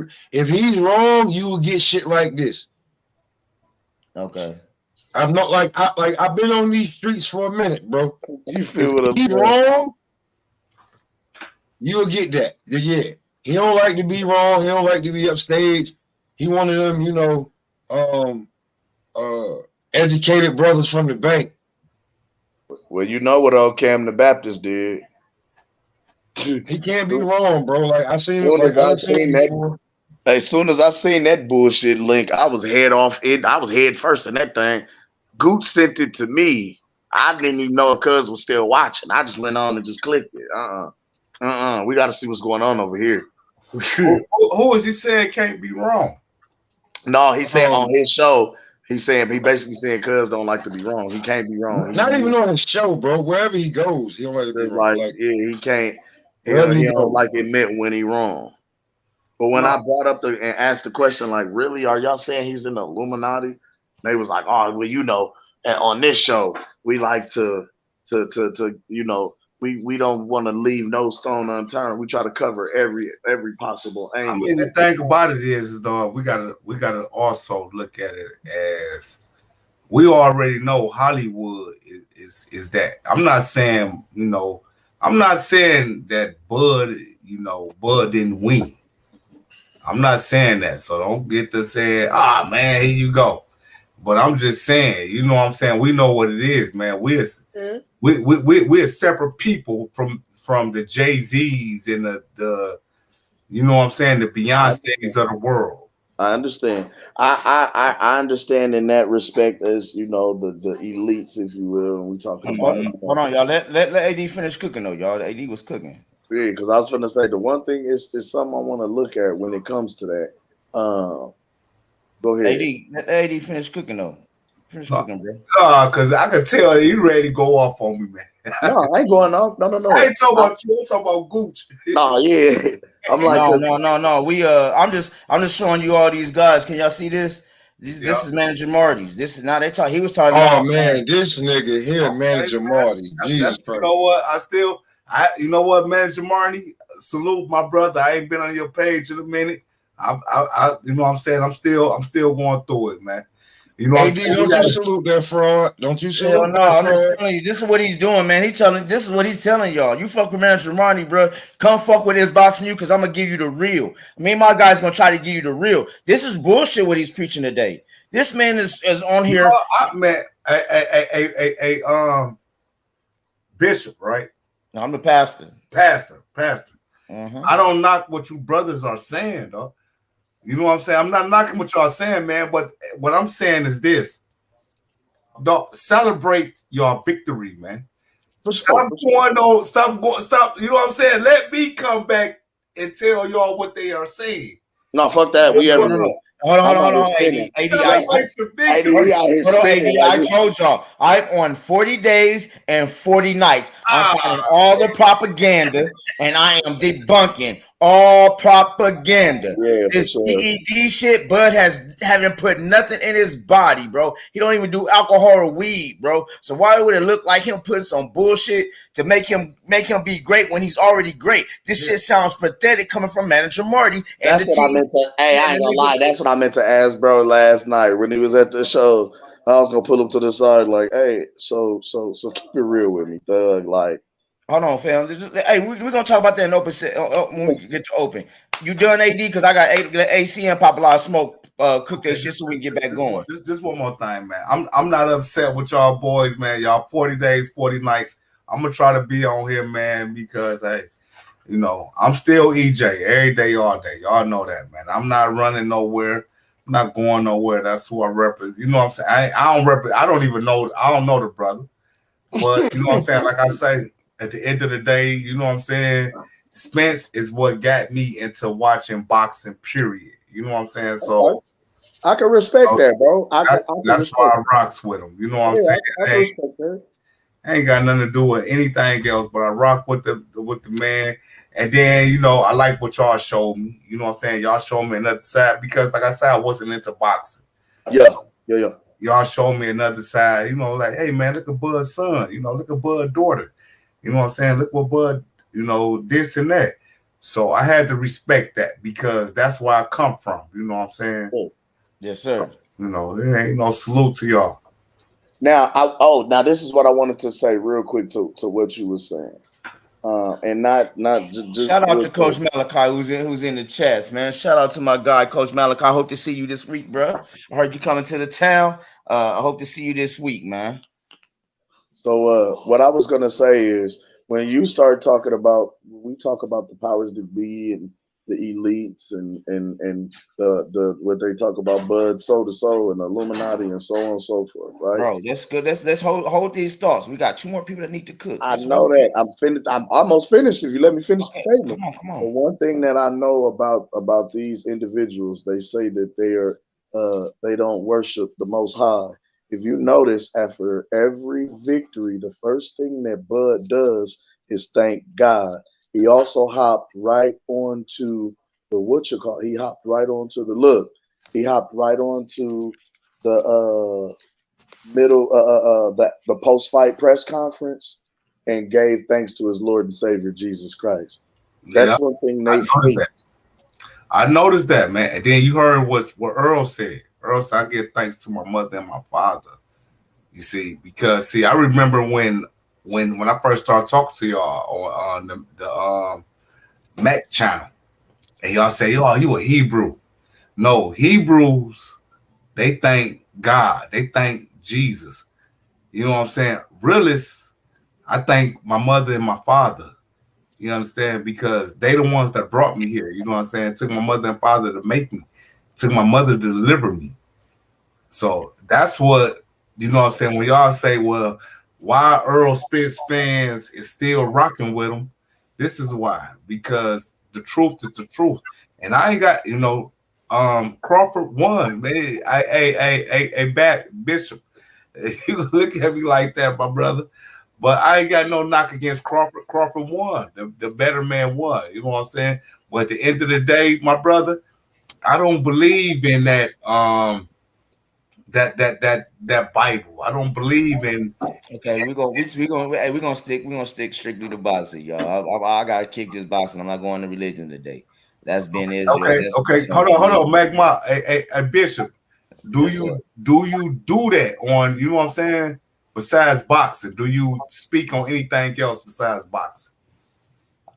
Okay, like I told y'all before, we call ourselves the apostles for the simple fact of the matter. We are the boxing YouTube community preachers, and that's what we do. We preach boxing, the good news of boxing. Okay. Anything else, I don't preach no good news of shit, but the streets.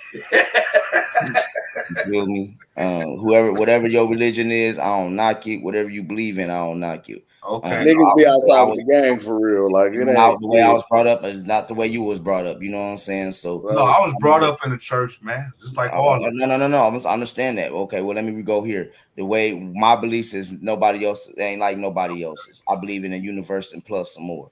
I believe it's all written for a reason. I'm gonna leave that alone though. I'm gonna go to my guy AC, man, from Brooklyn, man. One love. AC the chef. Tell us something, man. Testify. Yeah, what's really good, bro? Concerning the all access joint, I thought it was excellent. There still seemed to be a certain level of bias in what they were showing and how they presented it. If you actually didn't see the fight, you would have a belief that the fight was a lot closer than what it was. You feel what I'm saying? No. I get what you're saying on that, but all the way up until that fucking second round, that's when the air was let out, and everybody was like, "Yeah, come on, Earl.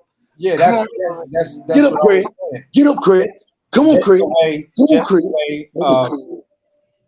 The All Access spliced the film and edited it. You would think the fight was a lot closer if you never saw the fight. You feel what I'm saying? If you're just gonna go by the epilogue or whatever. I get what you're saying. It looked like it was a lot more competitive than it really was. Exactly. The thing that had me laughing the most was the amount of shit Bud was talking to Jamel every time he knocked Earl down, and then Jamel telling Harding that, oh, I did that before. I've been there before. I'm undisputed at 154. Well, Bud was undisputed when you didn't have any belts at 140. So you didn't do shit before. You feel what I'm saying? You're following what he did. He's the guy who's leading in everything as far as male boxing is concerned. You're a motherfucker trying to be like Bud right now. You feel what I'm saying? So stop it. And you could tell the way Harding was looking at him like, nigga, shut the fuck up. You feel what I'm saying? At least that's what I took the way his face was and all of that, even though it was like a side type of view. And then when he kind of looked back and turned away, like, this nigga is wilding right now. But at the end of the day, Jamel is, I have to say it like this. That nigga is mayonnaise, man. He's soft and easily spreadable. And wait, pause. Wait a minute, fam. Hold on, man. Is boxing to you or is what it is? This Cam like Mace now. Pause. Pause on everything. Pause, bro. Pause. We gotta pause. You gotta say the pause on that, bro. You can't call a man easily spreadable. Pause. You gotta. He's damn. See, you went over the head. That was over my head when it was said until you just broke that shit down. No, because if your mind is there, if you securing who you are, that I don't get it. But you still gotta say the pause, bro. He's like mayonnaise. It's easy. Man, you don't say pause, man. I'm tired. I'm tired of hearing that pause shit, man. We real motherfucking man. Man, say what the fuck we supposed to say, man. Exactly. That's some old new shit. Hey, don't get up here saying no spicy ass shit. You won't get paused, man. Come on, man. Y'all just talking about what y'all just talking about, the booty shit, man. Come on now. All I'm saying is that man is way too emotional for his own good. You're soft. You feel what I'm saying? If I'm gonna say pause, I would say pause to me calling the man moist. You feel what I'm saying? He was emotionally volatile. You feel what I'm saying? But at the end of the day, he's way too emotional. You're gonna get your ass whipped when if you carry those emotions into fighting Canelo, and you're gonna get your ass whipped again once you see Bud. Okay, but look here, my brother.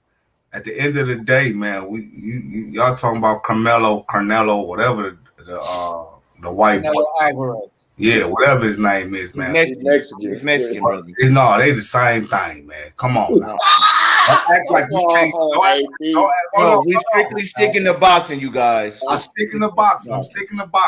But don't act like, don't act like we don't see the same thing, man. You know what I'm saying? Just because. But see, hold on, AD though. You're just a boxing fan of 3 years. Canelo is a bad motherfucking man. No, come on, man. I've been a boxing fan since Mike Tyson. Okay. Well, I'm just saying, you just came back though, bro. You know what Canelo been doing? Man, I don't care what he been doing, man. I want the motherfucker to lose. You understand?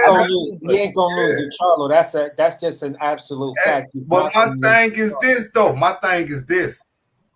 That's what you know what I'm saying? I want to see Canelo lose. You know what? I couldn't knock Crawford fans because Crawford fans was going for Crawford. You know what I'm saying? And even though to me, it was just like I listened to the video that they showed that they played earlier today with Crawford telling y'all if it wasn't for Spence.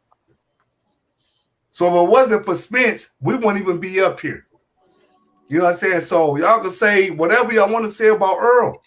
But if it wasn't for Earl at the end of the day, we wouldn't even be here. Y'all might be here saying that, well, man, Earl ducking. Oh, he's ducking. But we can't say that no more because the fight happened and he got his ass whooped. So it does not matter. If it wasn't okay, hold on. This is what we got to do. Because like I said, I'm ready to cook now. Okay. I'm gonna let Papa Smoke do his shit. AC, you got anything else you gotta say? Yeah, I had a lot to say, but it's just getting kind of weird for me. So I'm Let's just go to open. Hold them thoughts for open panel, then, sir. I want Papa Smoke to pop his smoke. One love to you. I need you to testify, and then we about to get into this open panel because I'm hearing a lot of we're gonna talk. We're gonna talk here soon. What's up? What's up, Papa Smoke? Talk to your boy. I'm just smoking, man. Me too. I'm on my vape right now. It was funny earlier when Cam was talking that other shit. But hey man, real niggas can have dreams, Smoke. Real niggas can dream, Smoke. Real niggas can dream, okay? Let me dream for my homie, man. I'm trying to dream for my partner, and then I'm trying to set the stage so I can set my other partner to come on in and just never mind. Look, I'm just that's right. Never mind. Real North Omaha shit. I'm scared. You said he was going to hit him in the gut and take a knee like WWE. Yeah, you gotta take he had to take a Ryan Garcia knee. No. Oh, purpose. Papa Smoke, my fault. Papa Smoke, your turn. And when he take the knee like Ryan Garcia, he was gonna take a knee and put up the Black Power fist. We can't do that. We can't do that. But hold on, who you say gonna take the knee and put up the black power? Hey, that's what I'm saying. I'm saying, Bud. We'll talk about it later. We'll talk about that later. Hey, listen, you gotta go back to the beginning of the show and watch it. It was early in the show. We'll talk about it later, man. Come on. Just a lot of listen, man. It takes two guys to make a fight. It takes two. So you can't just be like one guy made the fight. That's one. And two, a lot of these content creators, like I said, creators aren't gonna have creators aren't gonna have anything else to talk about after 729. And look, these niggas ain't got shit to talk about. They're making up shit. They got man. Everybody talking about everything, but the thing about it is this, man. What you ain't recognizing, realizing, dog. Earl didn't have to take the fight, just like Bud didn't take the fight when he fought David Avenesia. Oh man, you keep saying, hey, hold on, bro. This ain't open yet. Hold on, I ain't because if you've been watching boxing, you understand. Bud told everybody. We gonna get hold on. I want Papa Smoke to. We gonna cook. Just let my guy cook, man. Come on. Just let him cook. We about to hit open panel. I know what y'all all about to say, but let my man cook real quick so we can jump on this shit and get. I got the fire going, so it's about to be a real nice cook session. Let's go, fam. So I'm just saying, man. You know what? Go ahead, go to open panel, man, because I got a whole other joint lit for this one. Come on, let's go. Okay, let's go to open panel. With that American flag in the back. Let's go to open panel, man. That's a money flag in the back, my nigga. That's a money flag. I'm talking shit. AD, let's chop it up real quick with you, bro. Come on, chop it up, man. Okay. I'm the only Earl fan. Hey, can I ask you one thing? What can I ask you one thing, Bishop? Go ahead. Have anybody been on the station since the loss? Have Knockout? Because I saw Knockout was on the station before. I was going to say you Knockout and ILTBA. They came to the chats. In Detroit and Ben Israel. We got Detroit and Ben. Stop. Cam. I was going to say Detroit and Ben Israel too. Cam, what up? How's your cash app been looking? Still empty? Yeah.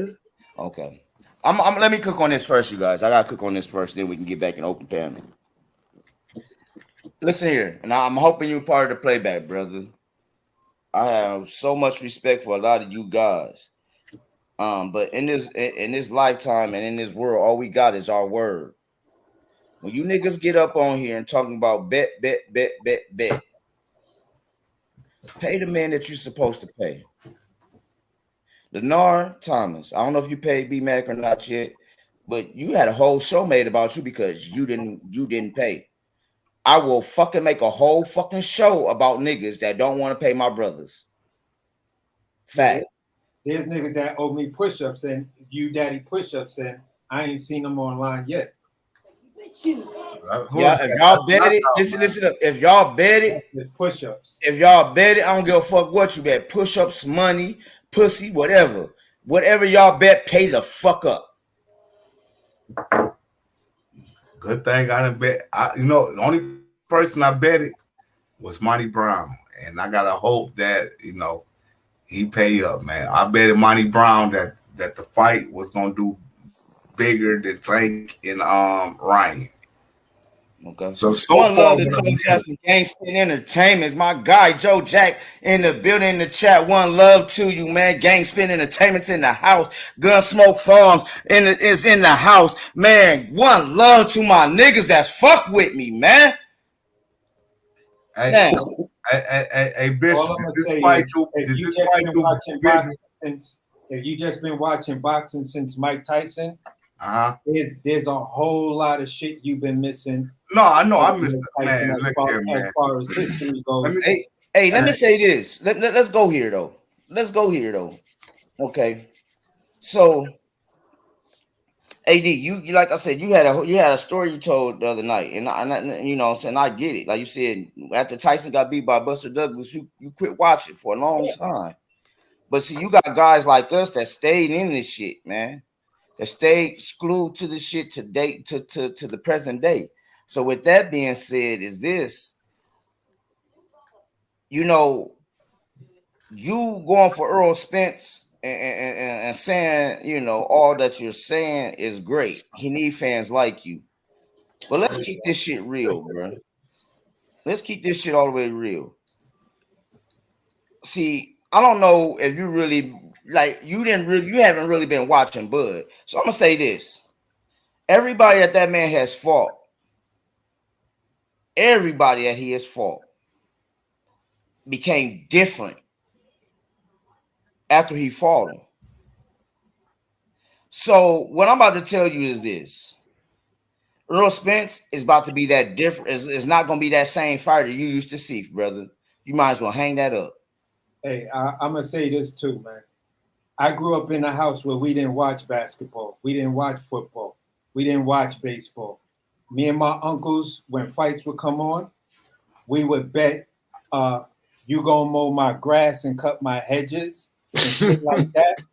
And I would, back then, I would say, well, if I win, I want $10. Now, if you're talking in the 70s and early 80s, that's a lot of money for a little young nigga to go out and do what he want to do. That's game room money. Word. You know what I'm saying?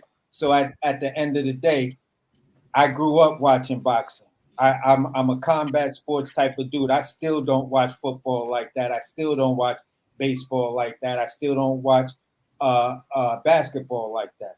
But I could tell you a lot that's going on in MMA, K1, fucking kickboxing, Muay Thai over in different countries in Thailand. And I could tell you what's going on in boxing. That's what I do. So what I'm trying to express to you, bro, is when you made the statement of Bud going over to fight Avanesian, that's propaganda. Bud had explained to PBC, and he had explained to BLK Prime what the deal was. When PBC kept on moving the fight date, he said, all right, I'm going to entertain this Avanesian fight, which actually only took 2 weeks to make because both parties was willing to do it. Avanesian dropped a fight that he was going to have to take a shot at becoming champion. It wasn't like Bud just picked some dude random. Jaron Ennis was called. Fucking Virgil Ortiz was called. And these guys ducked. You feel what I'm saying? I don't know if you watch Blue Blood, but Blue Blood will tell you that whole story. He got a whole video where he said what was said. So at the end of the day, bro, there's context to what you say, and if you just go by and believe what the content creators are saying, then you wind up coming on a panel like this one and then you find yourself at an extreme disadvantage with the cap. And then let me go here. Let me go here. Or you feel like you fighting an octopus, like you getting jumped. Earlier, Like, bro. oh, these niggas jumping on me. Oh, hold on. This is what my guy said earlier, though. Okay, we all know.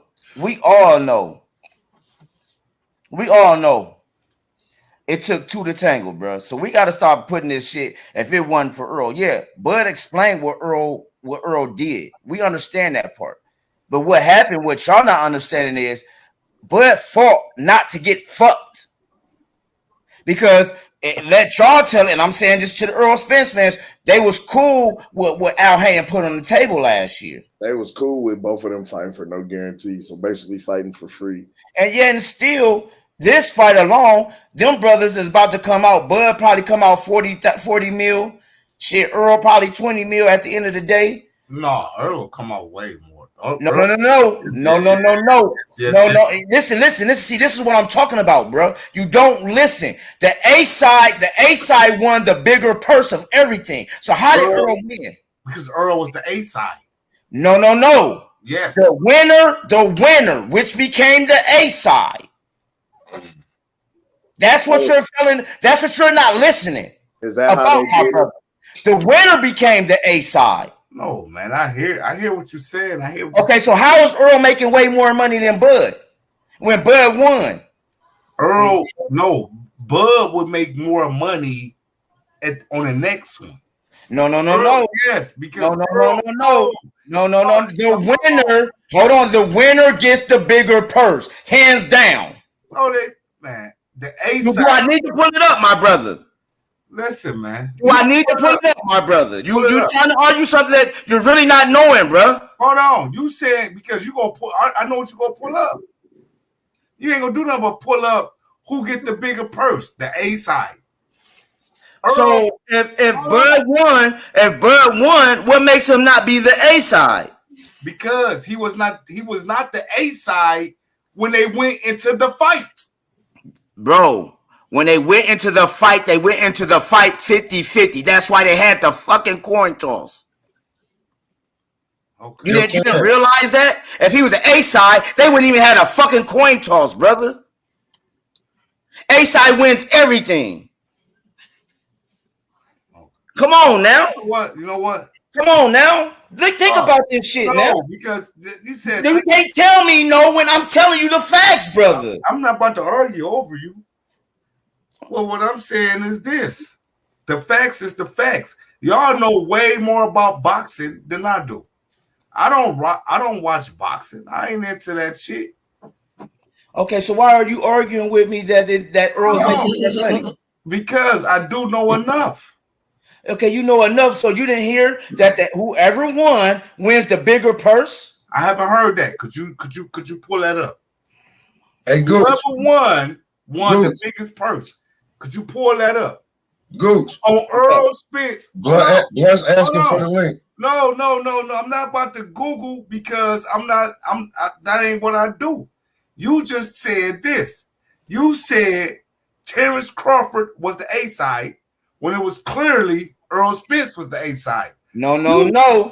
Hold on. No. Only in your eyes, he was the A side. Okay. That's why they did the coin flip, my nigga. No, they did the coin flip because that's what Crawford wanted.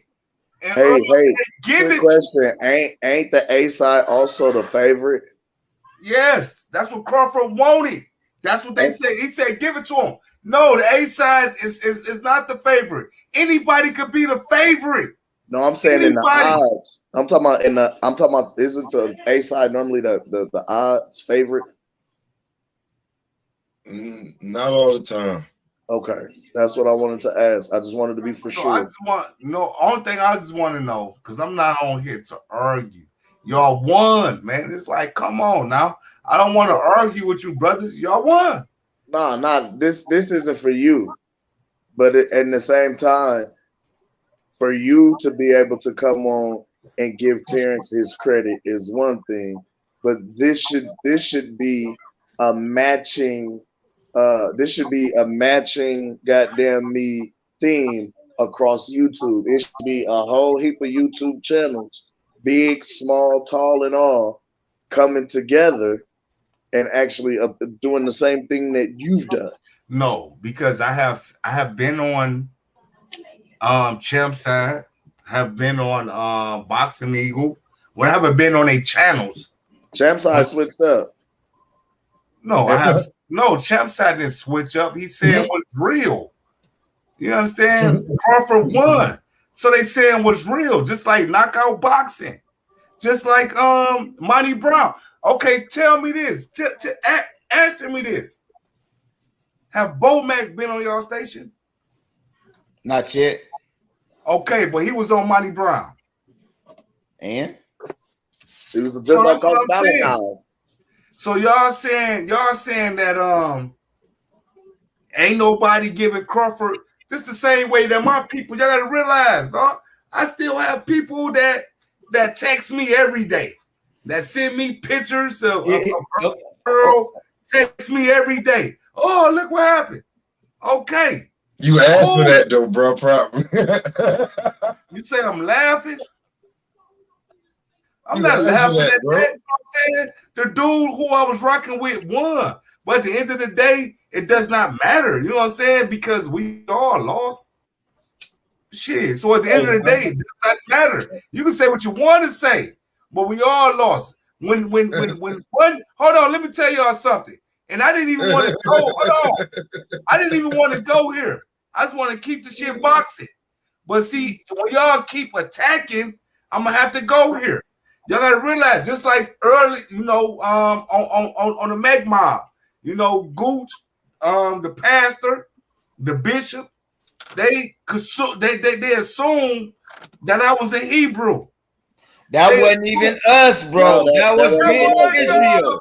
Come on, that was Ben fucking Israel. We keep trying to tell you that. Yeah, we made a joke. We was joking, bro. Okay. That was Ben Israel. Ben Israel. Ben Israel does that, bro. Yeah. Okay. I'm gonna tell you what's on the internet right now.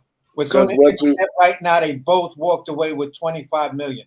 We don't know the splits. We don't know the splits on the pay-per-view sale or the splits on the gate. But as it is right now, being reported, they both walked away with 25 million. Okay, right what was the pay-per-view numbers, man? Because 675,000 pay-per-views were sold. Okay, so you lost your bet then, huh, bro? Yeah, I guess so.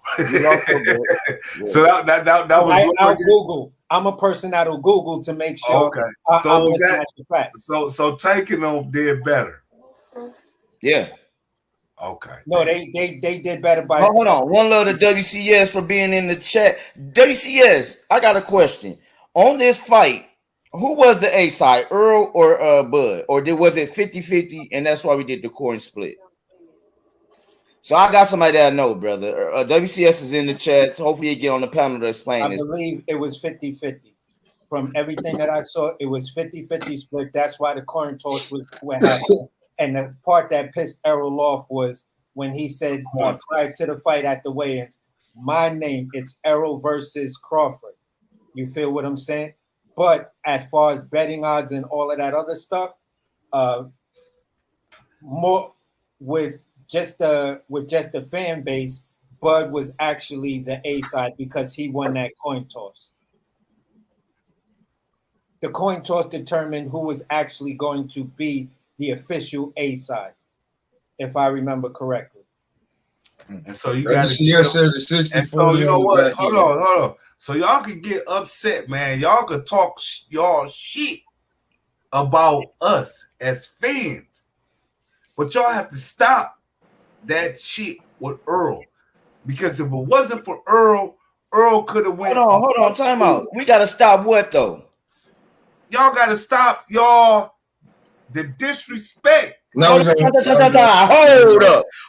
brother. So hold on. So you want us to stop disrespecting Earl Spence, and these motherfuckers still out here disrespecting Terence Crawford, and we're not disrespecting. Hold on. No. You said something that lit my fire there, bro. I know I did. Me to stop disrespecting. I ain't disrespecting nobody yet. Hold on, Pastor. Come on, Pastor. I ain't disrespecting nobody yet, brother. But I'm gonna tell you this: 5 years of disrespect, and now y'all don't want to hear y'all man get dragged through the mud. Hell no! Take this ass kicking. Take this ass kicking. You gonna step to my panel? You gonna take this ass? Spence pack, nigga. Don't sit here and tell me I need to stop disrespecting. Hell to the no. Spence, nigga. This is crazy. Gentlemen. Hold on, man. Which one, man? Because I keep getting confused, man. Which one's Pastor? Which one's Bishop? The one you see, I'm Pastor Gooch. Cam the Baptist, the one you don't see. I am Pastor Gooch to you, aka Mr. Gooch to you, aka the Gooch to you, and I'm that nigga. I will tell you straight up, brother. I will disrespect the fuck out of Earl Spence for 40 days and for 40 nights and until he proves me something different. Because the guy y'all said was so fucking special didn't show me that speciality that night. Okay, my brother. Hold on, I got big blunts that gotta pop his shit, and we got two brothers that's waiting patiently. Let them go. Yes, sir. Shit, man. Big blunts, pop your shit, man. WCS, I hope you can come on to the panel, bro. We need the Archbishop to bring us to light. He said it's 60-40. He said Bud was the A side. He knows more. I believe what WCS says, brother. But I need him to come on this panel so you can understand what the real deal was, my brother. Go ahead, Big Blunts. Hey, y'all niggas cooking. Y'all niggas cooking like a motherfucker. All I'm gonna say is, it ain't no free pass on Spence. The Spence fans sat up there for as long as they did, bumping off of their mouth, talking about this, and that. Calling Crawford all types of bitch ass niggas, coward ass niggas, ducks, top ranked Tobies, slaves, and all this other kind of shit. Break them like Kunta Kinte, all these bullshit ass references and shit. So listen, man, y'all sat up there for 5 years.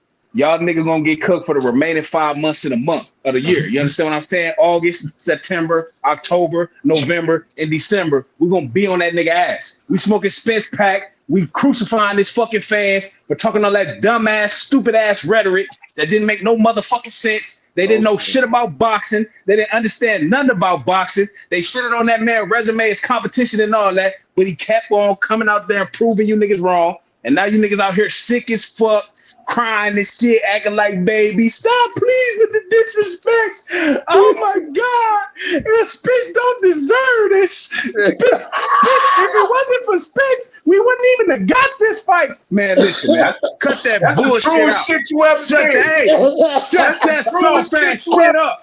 Shut that soft ass shit up. We don't want to hear none of that bullshit. Sit your ass still.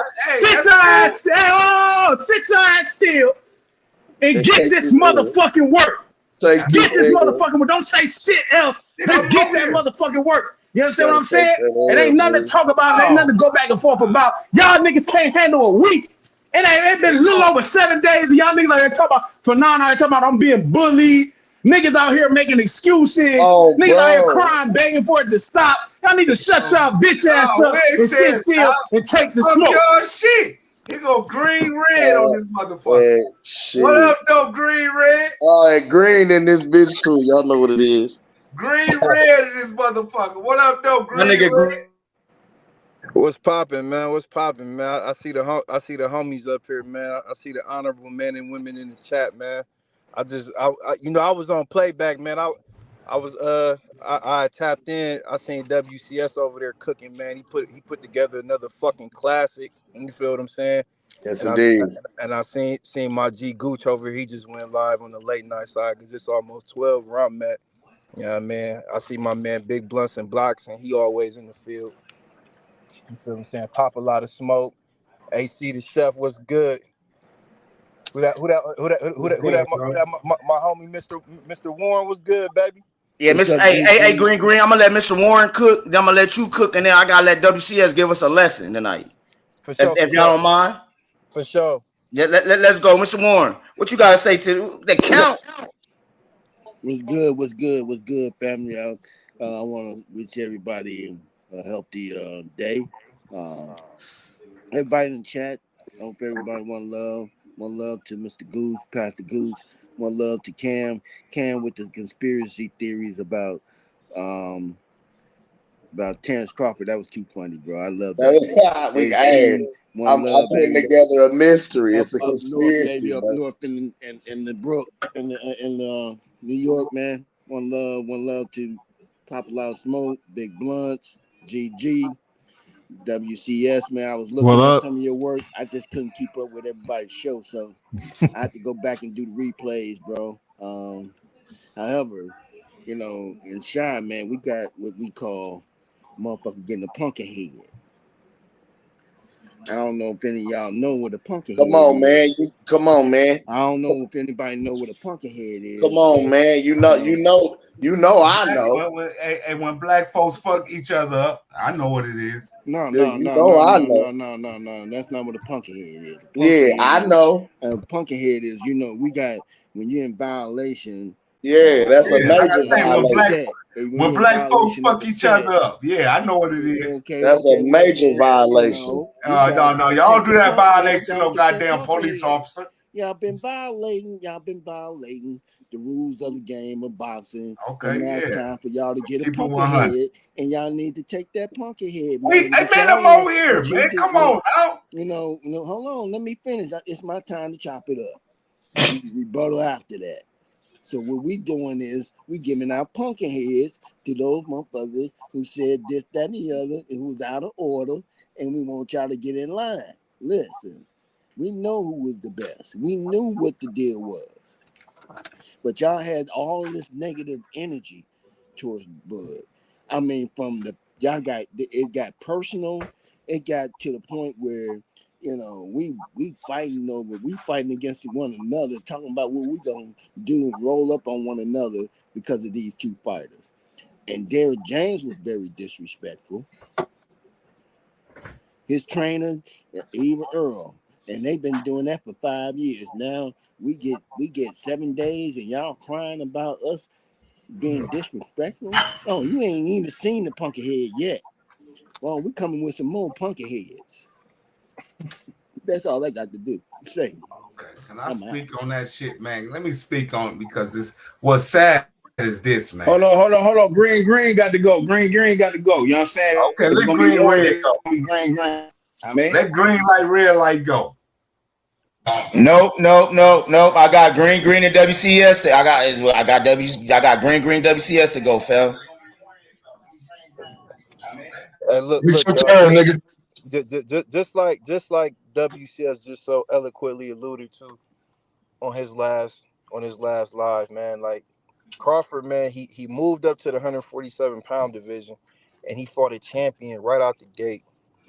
And since then, he this is what niggas is not understanding, bro. He stopped everybody in the division. He didn't have a close fight against none of them. He stopped all of them, whether it was a TKO or a knockout. He got him out of there, man. Like this is legendary shit, man. You feel what I'm saying? Errol Spence, Sean Porter, Kell Brook. The only niggas he didn't get his hands on was Thurman and Garcia, because the nigga Garcia, he moved up 2 weight divisions. Thurman, he went on a hiatus. These the only 2 niggas he didn't get his hands on, bro. You feel Pacquiao priced himself out. No, Bud, stop. Bud didn't. Come on now. I can't wait till I speak. But go ahead, Green. And see, this is the thing. This is the thing, right? Because you got the homie AD on here, which I call AA. You feel what I'm saying? I call him AA for Alcoholics Anonymous. You feel what I'm saying? Because he always call you green light, red light. Because he always under the influence when he hop on these panels and stuff, man. Then you got these Errol Spence channels, which is the niggas that I like to call these niggas is called buck broken Negroes. These are the buck broken Negroes. These are the niggas that was back in the day on the plantation that the slave masters put out in front of everybody and emasculated these niggas in front of everybody, took their manhood. You was the nigga that was watching. These are these niggas' channels, bro. You feel what I'm saying? And honestly, like I said, for us, the real boxing fans, we'd get Errol Spence his kudos for, you know, going in there taking this beating like a man, because he had it coming. He waited 5 years for it, and he had to get humiliated and get beat down in front of his fans. But for these niggas, that's on these Errol Spence channels, I gotta say, man, I lightweight want my money back, man, because Errol, he disappointed us. That was the worst performance I've ever seen from a unified champion in my days of watching boxing. It was a terrible performance. It was lackluster. When you're a boxer, not only should your skill set show when you're in the ring, especially on the big stage when the lights is the brightest in front of everybody, but you're also expected to be a showman. You feel what I'm saying? And he showed me nothing. I was disappointed. I didn't get any eye collecting. I didn't get any cracked ribs. Nothing. I got nothing. I didn't get to see my favorite fighter ascend to a level out of the stratosphere. You feel what I'm saying? I didn't get to see that. Like he was still in training camp mode. That's what's up, Green. I And appreciate your appreciation. And he dog walked Errol Spence like the whole state, and then the whole state of Texas too. Like I'm seeing niggas making content while they jogging down the street talking about respect this and respect that. Like respect the fact that my man showed mercy in there to Errol Spence, man. Like he really could have fucked boy up for real, like really bad. You feel he could have. To the point where that nigga couldn't have had no conversation with his son after the fight, my nigga. God dang. He really could have did boy bad like that, and it was all because of you niggas that be on YouTube talking this bullshit. Now niggas running around trying to say he using performance enhancing drugs. I ain't never said that, Green. No, but it's channels like Manager Marty, who you go fuck with, that's saying this shit, telling people like you this shit, and it's people, not you, but it's people on his panel that believe that shit. Okay, but the thing about it is this. No, hold on. Hold on. Can I say one thing? Don't wait till open panel. Green, you done? No, I just want to say, man, it's astounding, man, because had Errol won, no, anybody on this side, we wouldn't have made no excuses. We would have saluted him, gave him his kudos, and then we would have been looking for the rematch. But see, these niggas though, they'd have trolled us forever. We'd have been all kind of country bumpkins, all kind of. No, I came on there and said any of that. We'd have been all kind of dumb. Stop putting the shoes on, AD. Stop putting them shoes on. Yeah, you gotta stop. You gotta stop putting on somebody else's jacket, my nigga. If the shoe fits, wear it. Yeah, man, but like that content that I seen earlier about the none of this is directed at you, AD. You here? A dedicated athlete needing to cheat to go in there and show out on a C-level fighter. I'm not jacking it. First off, I'm not jacking it because you know why? It's not needed because he was never on that level in the first place. And everybody on this side, we already knew it. Because if that was the case, he would have took the fight when he would have took the fight when he got challenged. You feel what I'm saying? He could have done it then because Man Down Promotions, that was the thing. He was his own promoter then. The same thing that he just did a few months ago, he could have did it back then. He didn't want the fight because he knew he wasn't going to win it. He just said he was going to get his ass whipped the way he got his ass whipped last week. Damn shame how they did that, boy. Yeah, can I say one thing? That's all I got to say, my guys. Hey, salute to you, Green. WCS. Hold on, AD. WCS. It's time for this guy to get a lesson, man. Can you? Okay, first off, he's saying Errol Spence. This is what he has said. That's why I called you on here. He said Errol Spence will be making way more money than Bud. Ain't that what you said, AD? Yeah. Okay. So now here's my guy WCS. He's about to break this shit down for you. Okay. I need you to take notes. I'm taking notes. All right, and listen to what my guy got to tell you. Okay. There's so many people. I mean, you're talking about making more money on the back end because both of them pretty much got the same guarantee. So on the back end, Spence is going to make more money than Bud. You know what I'm saying? It's a 60-40 agreement. The coin toss had nothing to do with the A side, B side. It was just one of the demands that Crawford wanted, a coin flip to see who walk out first, who walk out second. Okay. You know what I'm saying? Whoever won the coin toss, they walk out, whatever they pick. So Crawford walked out second, was introduced first, like that. You got to look at also the concessions that Crawford got.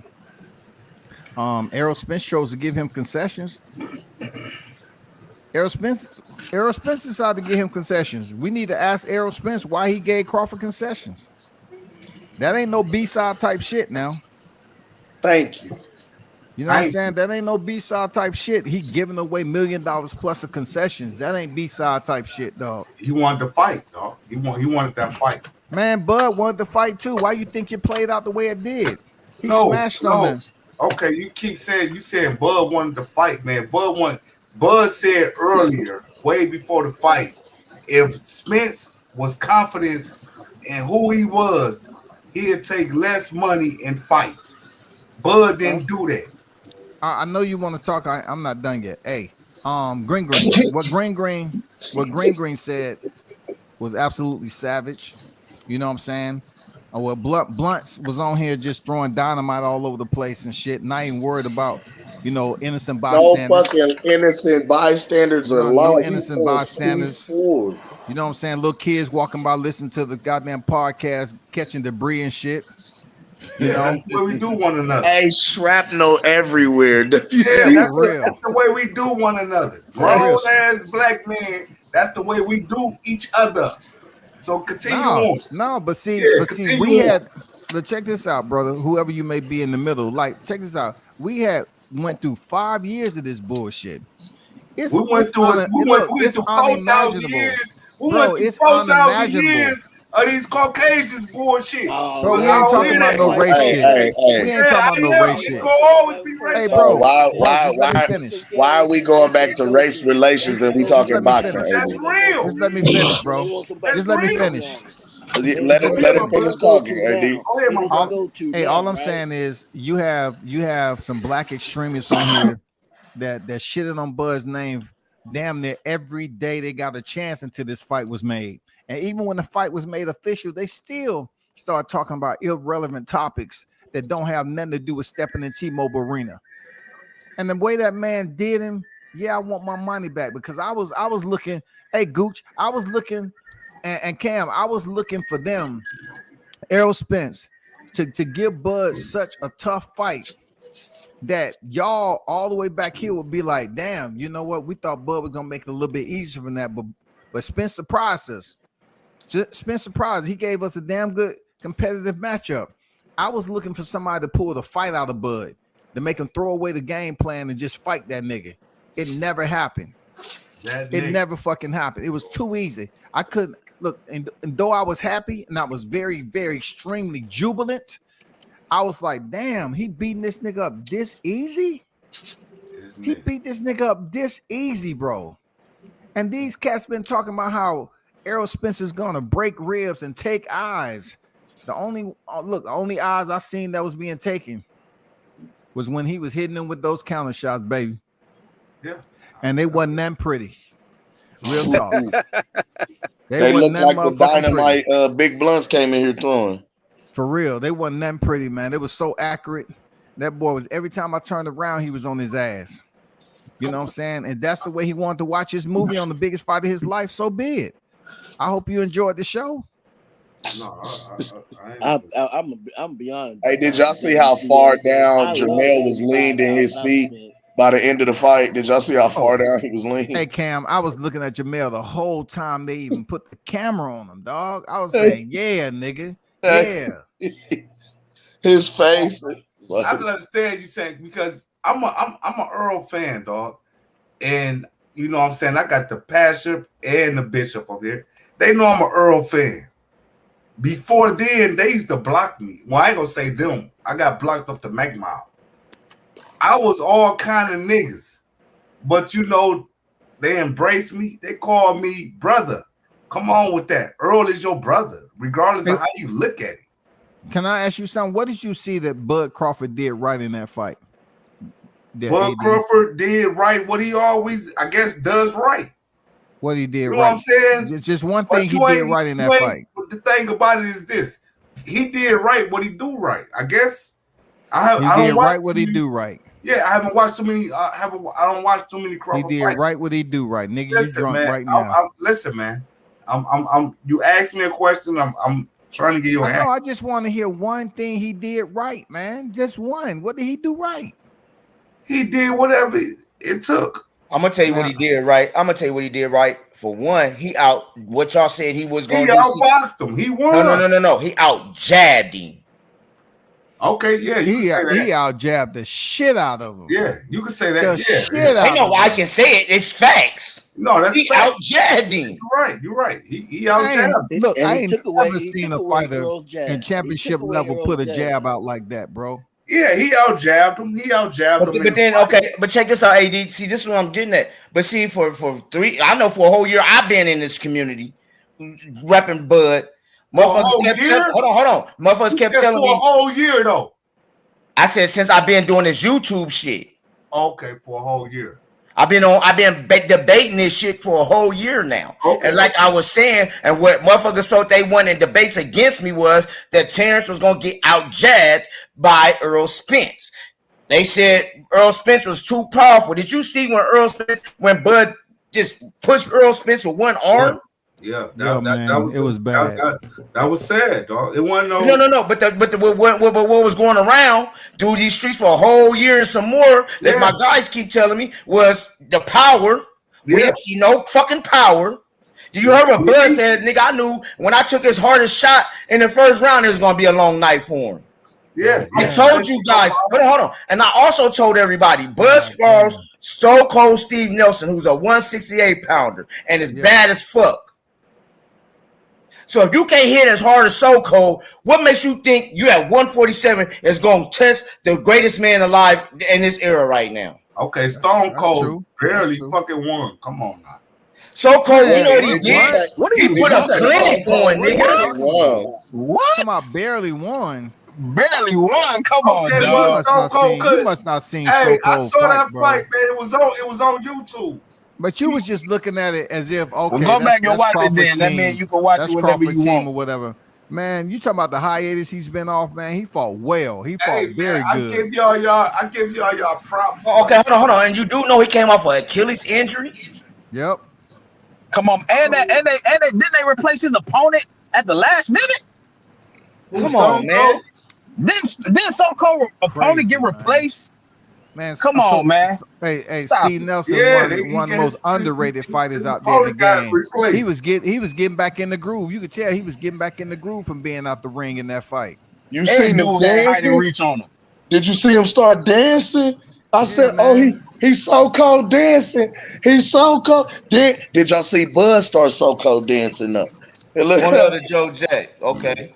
Did y'all see Bud? So you're right. Okay, AD, you know what? I'm going to give you this. You was right. Spence gets more money on this one. The next fight, it goes to Bud. Yeah. That's right. So I told you, when I'm wrong, and I gave you that, my nigga. Just like when I was wrong, and look where I'm at. I'm right on here, and then I'm getting attacked by, you know what I'm saying? Like he says, 60-50 on the back, and equal on the freaking guarantee. Hey, now check this out. This is what I was finna say. You know what I mean? So even if they gave him 60-40 this fight, the next fight in the rematch, Bud would get the 60-40. Yeah. Now, the thing about this is because, and the only reason I'm saying this is because you heard so many people and so many of these channels, you know what I mean, big and small, accuse Bud of negotiating in bad faith and not being a good businessman. And the thing of it is you can't say the man isn't a good businessman when he has now netted you your biggest payday. Okay, so look, what are y'all going to say? What do you mean? Hold on, what are y'all going to say? Because I'm telling you, the fix is in, dog. What you mean the fix is in? Hold on, listen. Because y'all, I mean, I'm quite sure you boy. Come on, AD, let's hold go. Hold on, can I speak? Because y'all happy now. You can't let blunts light the spot up and then goddamn green. Hold on. You know, you taking the buzz away. I ain't trying to take your buzz away, my brother. What are you going to say when Earl break Bud down on the second fight, and then they looking for a trip? It's time for you to go to bed. When is the second fight? December? When's the second fight? December? They're trying to make it December. So what I want to say? Hold on. Let me get him. Hold on. Time out. You tell me this. Okay, Earl Spence is suspended till September 28th. He goes back in camp he gets to go back in camp September 29th. You tell me out of these 2 months that he's going to be out, then the next 2 months he got to train. What the fuck is he going to do different? Okay, so Pastor, let me say this. I'm just saying, Yeah, Pastor. please enlighten us, please. Hold on, because I can't. Hold on, is you pastor or bishop? I can't.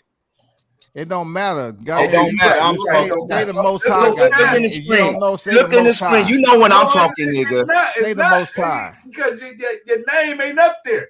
Just like none of our names up here. Oh, okay. You one of those. You need the name. Okay, let me put our names up here. Let me put our names up here so you can see. He needs to see us, Kim. I'm taking my Cash App down so you can see us. Man, why you gonna take the Cash App down? You know what I'm saying? Because you can't see the names unless my Cash App is down. So I'm taking my Cash App down. Okay, I got you. Now you can see us, brother. You can see us. I got you, Pastor. Yes, sir. What are you gonna do? No. My question to you, sir. My question to you, sir, is what is he going to do different in these next 4 months? Hey, he go beat the shit out of him. No. This is boxing talk. Beating the shit out of him is not talking boxing. That's street fighting. We're talking boxing. What is Earl Spence? Hold on, because I told you I'm one of those channels. So what is Earl Spence is going to do? Because you're so telling us that at 154 Earl Spence is going to show us something different. What is he going to show us different, my God? What he going to show y'all different? And and it's fucked up, man, because this the same shit. And it's fucked up because it's the same shit we was saying.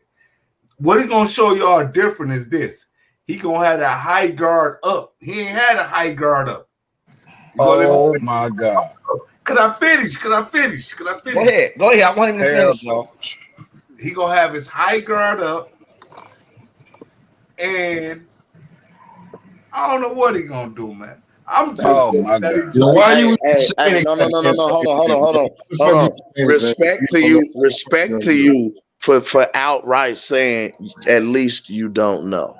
Because again, anytime we have asked an extreme Errol Spence fan to give us a technical breakdown of how Errol was going to beat Bud, they could never do it. But the thing about it is, when we was asking y'all the same shit, even Green, hold on, even Green been on a lot of stations that I've been on. When we kept asking Green to give us a technical breakdown, he couldn't do it. Oh no, hold on. I was gonna say, to the defense of my brother. You lie like a. I know you gonna say, because one thing I do know is Green talks boxing, and there has been ample times where Green has expressed that Terence Crawford's ability to switch southpaw would be able. He ain't never won no debate. Man, come on, man. No. Listen here, AD. Peep game though. I need to go. I'm gonna let Green cook this. I'm gonna let Green cook after this. But listen to what you saying. How come he didn't win? He did win the debates. You fools, the debates you thought he won, he really won, nigga. Because he told y'all what the fuck was going on. Y'all the ones that was sitting there listening to the bullshit and believing the bullshit. Yo, Knockout TV owes some niggas some money back for all them debates. Hey, man, I can't knock y'all. Y'all won, man. I salute y'all, brothers. Man, Green, cook this nigga, man. Cook this nigga, man. I gotta keep it tall, man. Like y'all Errol Spence fans, like from now on, we tell y'all niggas what we want to see Errol do. Cause like from now, like we don't give a fuck about what y'all think Errol should do or any fights like that magnitude or that type of. Or that type of topic like us because we was on the right side of history. We've been telling y'all niggas what was gonna happen. I predicted, and since you want to talk about stations that niggas be on, go back, do playback. Not all. I stood firm. 9th round, violent stoppage, and that's exactly what happened. That's a fact, nigga. That's a fact, nigga. Hold on, that's man. a fact, nigga. That nigga shit. That's a fact. We brothers. Nigga, so nigga, I'm telling you, as a brother, hey, well, listen, I'm a young nigga. No. with that soft ass shit. It's the streets, nigga. You too old for that bullshit. Nigga, because the thing about it is this.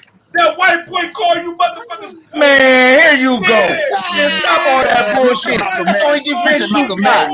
That's the only defense you got. Stop with the bullshit, the white man. Man, you need to stop. Take your ass on. No, We talking about you. We ain't talking about the white man right now, nigga. No, I know. We talking about you. And the lie you just told. Hey, and the lie you just told by saying that green didn't even say no when he was out here predicting the exact round that it was gonna happen. So you dead wrong. You just lied on that man's name. Goddamn, you owe that nigga an apology for real. Oh, who apology? Green, yeah, because he was spitting. Okay, Green, hold on. Shit out that shit. Facts, my nigga. Green. Hey, Green, you was right about what the fuck you predicted. It's on I record. ain't mad at you, my brother. You was right about what you predicted. You predicted I don't know if you said a one-sided ass kicking, but you predicted violent stopping. Hey, you was right. Nigga, and I'm man enough to say that, but don't go with that nigga. You know what I'm saying? Hold on, you just said nigga though. You just said it. I'm tripping over you, homie. What part of the streets are you on? Man, come on, bitch. Come on, man. What part you just said, nigga? And then you gonna go, man, come on, what part of the street are you on? Cam. Come on, man. Hey, look, it's like this, my G. Us supporters of Crawford and us supporters of the real boxing rim, we now tell y'all what we want to see Errol Spence do with his career, man. Because that nigga cheated us out some money last Saturday, my nigga. We was expecting to see a 50-50 fight, and we didn't get nothing close to it. You understand? So now, if I tell you that the only fight that I see Errol Spence deserves to have right now is a fight against Blair Cobb, then you gotta accept that. You feel what I'm saying? If I tell you the only fight that I want to see Errol Spence in the ring is Rolly Romero, you gotta accept that. You know what I'm saying? That's a Because he fact. gave a trash performance. He does not deserve to be in the ring with Terence Crawford again. Do you understand me, my brother? That's a He does fact. not. Talk He to this does not nigga, man. deserve to share the ring with the pound for pound king anymore. Errol Spence is not even on the pound for pound list anymore. He's I off. understand you. I understand. He's off the pound for pound list. Green. He's off the pound. Hold on, let me finish real quick. He's off the pound for pound list. You know why? Because he had all those catchweight fights at 154 pounds and did absolutely nothing. He didn't even have an intercontinental title then. He moved to 147. He moved to 147. He held the division hostage for 6.5 years. And on the biggest night of his life, he gave the worst performance you could have ever imagined. He got beat down in front of all his family. I watched the All Access number 3. He got beat up in front of his wife, kids, his mom. In a big box. He got beat down. He got beat down in front of his mom in a big box. His sisters and all them was on the floor. Watch him get beat all across the goddamn ring. He doesn't deserve to be in there with a pound for pound fighter anymore. He's got to go back to. He got to start from scratch. He got to go fight some contenders and some. My guy Bo stepped into the ring. Alexis, he don't even deserve a Boots or a Conor Ben fight. Alexis Rocha. Stanionis. He got to go fight Stanionis. No, he don't even deserve a Stanionis fight. Because he paid Stanionis. Let me get to AD. Cody Crawley. You hear the names? Damn. Rolly Romero, Blair Cobb, Alexis Rocha, Cody Crawley. Them is the only fights that I want to see Errol Spence in. I don't want to see him in any more championship fights. Hey, and then after he fights those 4, he can earn a fight with Virgil Ortiz at 154 pounds in Texas. That's a big payday. Hey, I want to see Errol Spence. And I'm done. I want to see Errol Spence versus Adrian Broner. Fuck it. Right. My guy Bo slid in the ring. What up, Bo, man? What you cook on? Testify, my guy. Hey, what's up, fellas, man? Look like it's getting hot up in here, man. What's good, they got the kitchen on fire. You hear me? I told y'all before I start cooking. This fire was hot, but let's go. There's flames all over this motherfucker. You hear me? Hell yeah. Nah, you know, I'm like y'all. I watched that All Access, man. It looked like Jamel Charlo was in his feelings, big time. You know? I'm As of probably about like an hour ago, Charlo posted on emotional. Instagram that after Canelo, he coming back to 54 for Crawford. He tagged Crawford in the post and everything. Yeah, I seen that too, Blunt. Yeah, but Twitter fingers, Twitter fingers. Jamel ain't coming back. I don't think Jamel's coming back down though. Oh, he coming back. I don't think he even want to fight. Look, like I told niggas, man, he not go. That nigga, Lil Charlo got too much pride to let a nigga flex, let a nigga grab his nuts in front of the mother of his kids and tell him he next while he beating up his homeboy, real savage style. Come on, man, that nigga, he'll forever be a bitch if he don't come back. Only reason why I don't know, man. I think it's a front, man. Remember, Jared Hurd slapped the shit out of him. He ain't had no pride then. You know what I'm saying? Hey, they want that money. They want that money. He want two undisputed fights back to back. That's two big ass paydays. He know what he can do. He not dumb. Jared Hurd smacked Jamel. Caleb Plant smacked Jamal. Damn, that's crazy. Hey, I ain't gonna fake. Lil Charlo, he might have been secretly rooting against Spence, man. Like you feel what I'm saying? Like, cause he could slide right into that spot now and get them big fights. Ooh. Look how it all panned out. Ooh. Hey, you heard when he was talking to James Harden and shit, and he was like, "Them niggas can't fuck with me." Yeah, after he was like, you see how he said niggas? Yeah, I mean, he was talking about both them niggas in there. Yeah, he was like, he meant plural. Yeah, he was talking plural. yeah, he was talking about Spence too. Shit. He was like, he was like, I'm undisputed at 154. I did that already. Them niggas can't fuck with me. Yeah, he tried to make it seem like Crawford ain't did it already either, though. Right. Exactly. That's why I was like, sir, you became undisputed after, but yeah, you did well already. I told motherfuckers I put that shit on Twitter. I told motherfuckers he sounds so dumb for saying that shit because I'm like, bro, I told him, I said Crawford did it before you. And he did it a second time while beating up your mans. You know what I'm saying? And he did it without losing. Nigga, you got an L on your record, nigga, and a draw. Come on, man. Crawford don't got no stains on his shit. So come on, man. What you talking about? You know, so crazy with Jamel, right? So he tried to criticized Terence Crawford in the past, talking about he ain't do nothing at 154. But here it is, he about to go fight Canelo, and he ain't do nothing at 168. Jesus. Absolutely, talk that shit. Come on, how you gonna have an Al Heyman? What type of dance music you want, goddamn Charlo, to introduce your ass to this 68 ass? What type of music you want? I would like mariachi, please. I would like mariachi. He better put on some goddamn soft Christian music. I know. Come on, y'all need to play y'all shit. Because he about to get baptized. Hey, that's what y'all do. Come on, play y'all shit, man. Y'all Jesus. Do we need the organ? Yeah, Jesus. I learned it today because check this out. See, this one thing about you, AD. I gotta bring to the table with you, bro. See, one thing is this: if you're gonna come on, be the Errol Spence fan that you are, don't get too emotional when the facts start hitting you, because you get emotional. Time out. You get emotional, and then you get to talking about the white man. That's what you do when you get upset, my nigga. You don't say, hell yeah. And listen, let me tell you something. Hold on, Pastor. I'm gonna give you the mic right back. I promise, Pastor. I go after my real motherfucking enemy, because you and Bishop and none of these brothers, Green, could never be my motherfucking enemy. Yeah, we get that. We understand that. So the thing about it is this. I'm gonna always go after that goddamn cracker. I understand whatever that. In the goddamn day. But let's keep it boxing. But check this out. What I'm about to get at with you is this. That's you all are I'm saying. Earl Spence fan, let's correct? keep it boxing. You're Earl Spence fan, correct? Yes. And you heard what Earl said. Hold on. You want us to show that man respect, correct?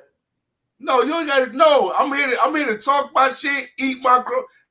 Man, I ain't got nothing else to do. Well, this the thing, though. This the thing, though, AD. Hold on. Let me revolution. What's the deal, sis? This the thing, AD. What's up, Foodie? I see you in the chat. This the thing, AD. It's like you take what we say about Errol Spence fans to heart as though we're directing it at you, since you're the only Errol Spence fan on the panel. And we've had to explain to you more than one time that we're not directing any of this toward you because you had the honor, the decency, the respect. You were able to come back and repent and say, hey, you know what? I was wrong. Y'all was right. You ate your crow. You didn't go around spreading propaganda and bullshit lies. You just stood on it. Hey, I watched the fight. Your mans came out here and beat my man's ass. Respect to him. He did that. You didn't take off running around the town yelling from the mountaintops. Terence Bud Crawford sold his soul to the Illuminati and wrote it in blood.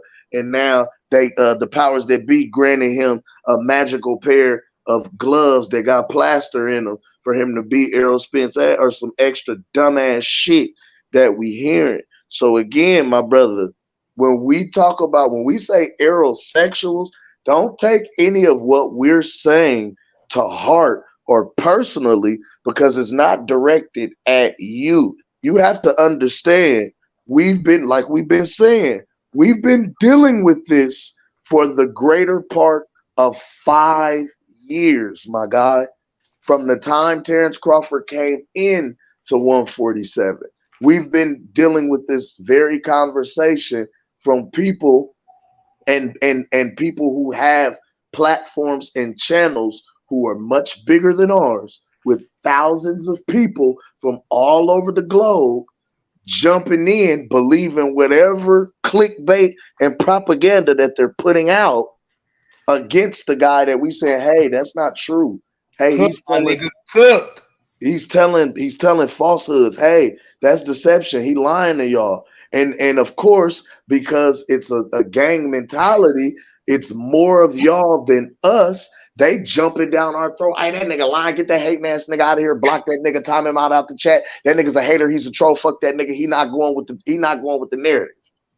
And we saying, no, that's not what's going on. So we started channels over here like It's Boxing to You, like World Combat Sports. Well, World Combat Sports been on the scene for a long time, fucking with MMA and boxing respectively.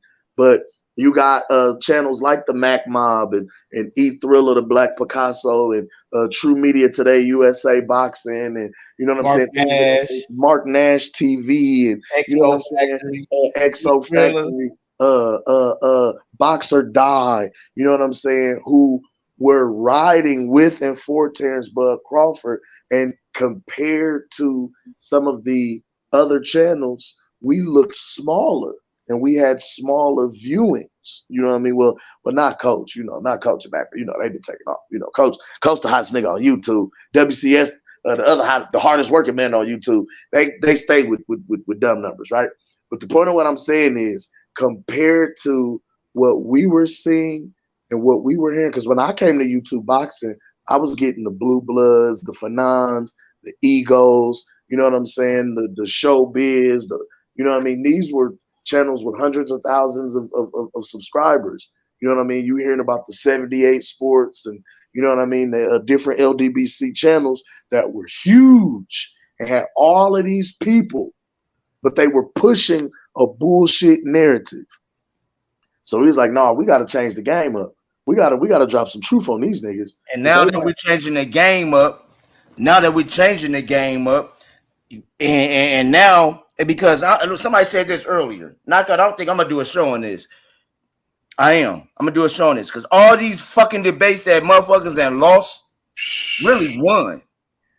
At the end of the day, they really won. I played the part when Knockout came out here and Sugar J cooked him on what Bud was gonna do, but yet and still, motherfuckers was sitting here talking about no. Earl Spence is going to do this, and that. And yet and still, I have not seen Earl Spence do what y'all say he was going to do. But guess what? And this ain't technical. Well, the reason you never saw it is because they could never give a technical breakdown to how it was going to go in the first place. No. They did. Went out there everything they said was going to happen, but outclassed him. The jab alone. Remember that? The power alone. Bud was too small. Well, remember. Bud showed that man with one arm, my nigga. One arm. That's what I'm saying. Gooch, remember, according to these other channels, my guy, they were saying stuff to the point of there is nothing that Terence Crawford does that was better than Errol Spence? They said Errol Spence was better than Terence Crawford in every way. He was bigger, he was stronger, he was faster, he had better footwork, he had better defense, he threw more, he landed more, he had a better jab. They said all of these different things. And we okay, argued I just want to ask y'all a question, man. Yes, sir. Can I ask y'all one question? Mm-hmm. What are y'all content going to be after this? Bro, the exact same. You ask a question. I tell you, you go through my live. I just don't talk about this. I talk about other fighters We too. talk about boxing, period. Okay. Yeah, when there's a fight coming up, we cook boxing. Then I'm gonna go here with you. I also like you see my little young nephew, Sugar J. We pushing him, my nigga. Sugar J fights on the 12th. I'm trying to have some fight footage of the fight. I got to see who he is, man. Yeah, man, nephew out here busting his ass, grinding, man. He worked. Bishop and Pastor, man. I want y'all to talk about more than just boxing, man. I want y'all to talk about more, man.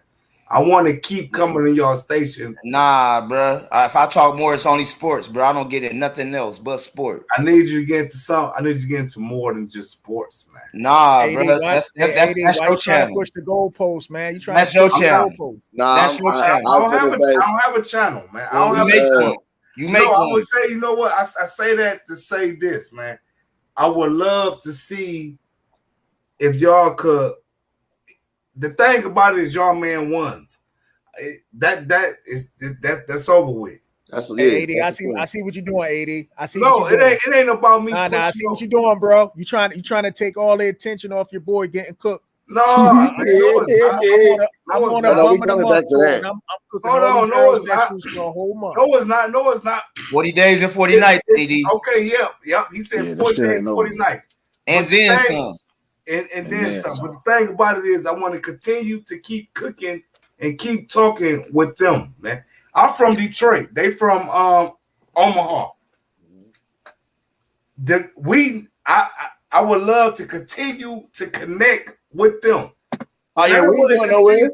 Listen, we ain't going nowhere. Hold on, but I'm not saying that. I don't want to continue to connect just towards boxing. You know, it's funny to AD, you know what I'm saying. Hey, you being from Detroit, did it hurt your feelings when Eminem walked out of Terence Crawford?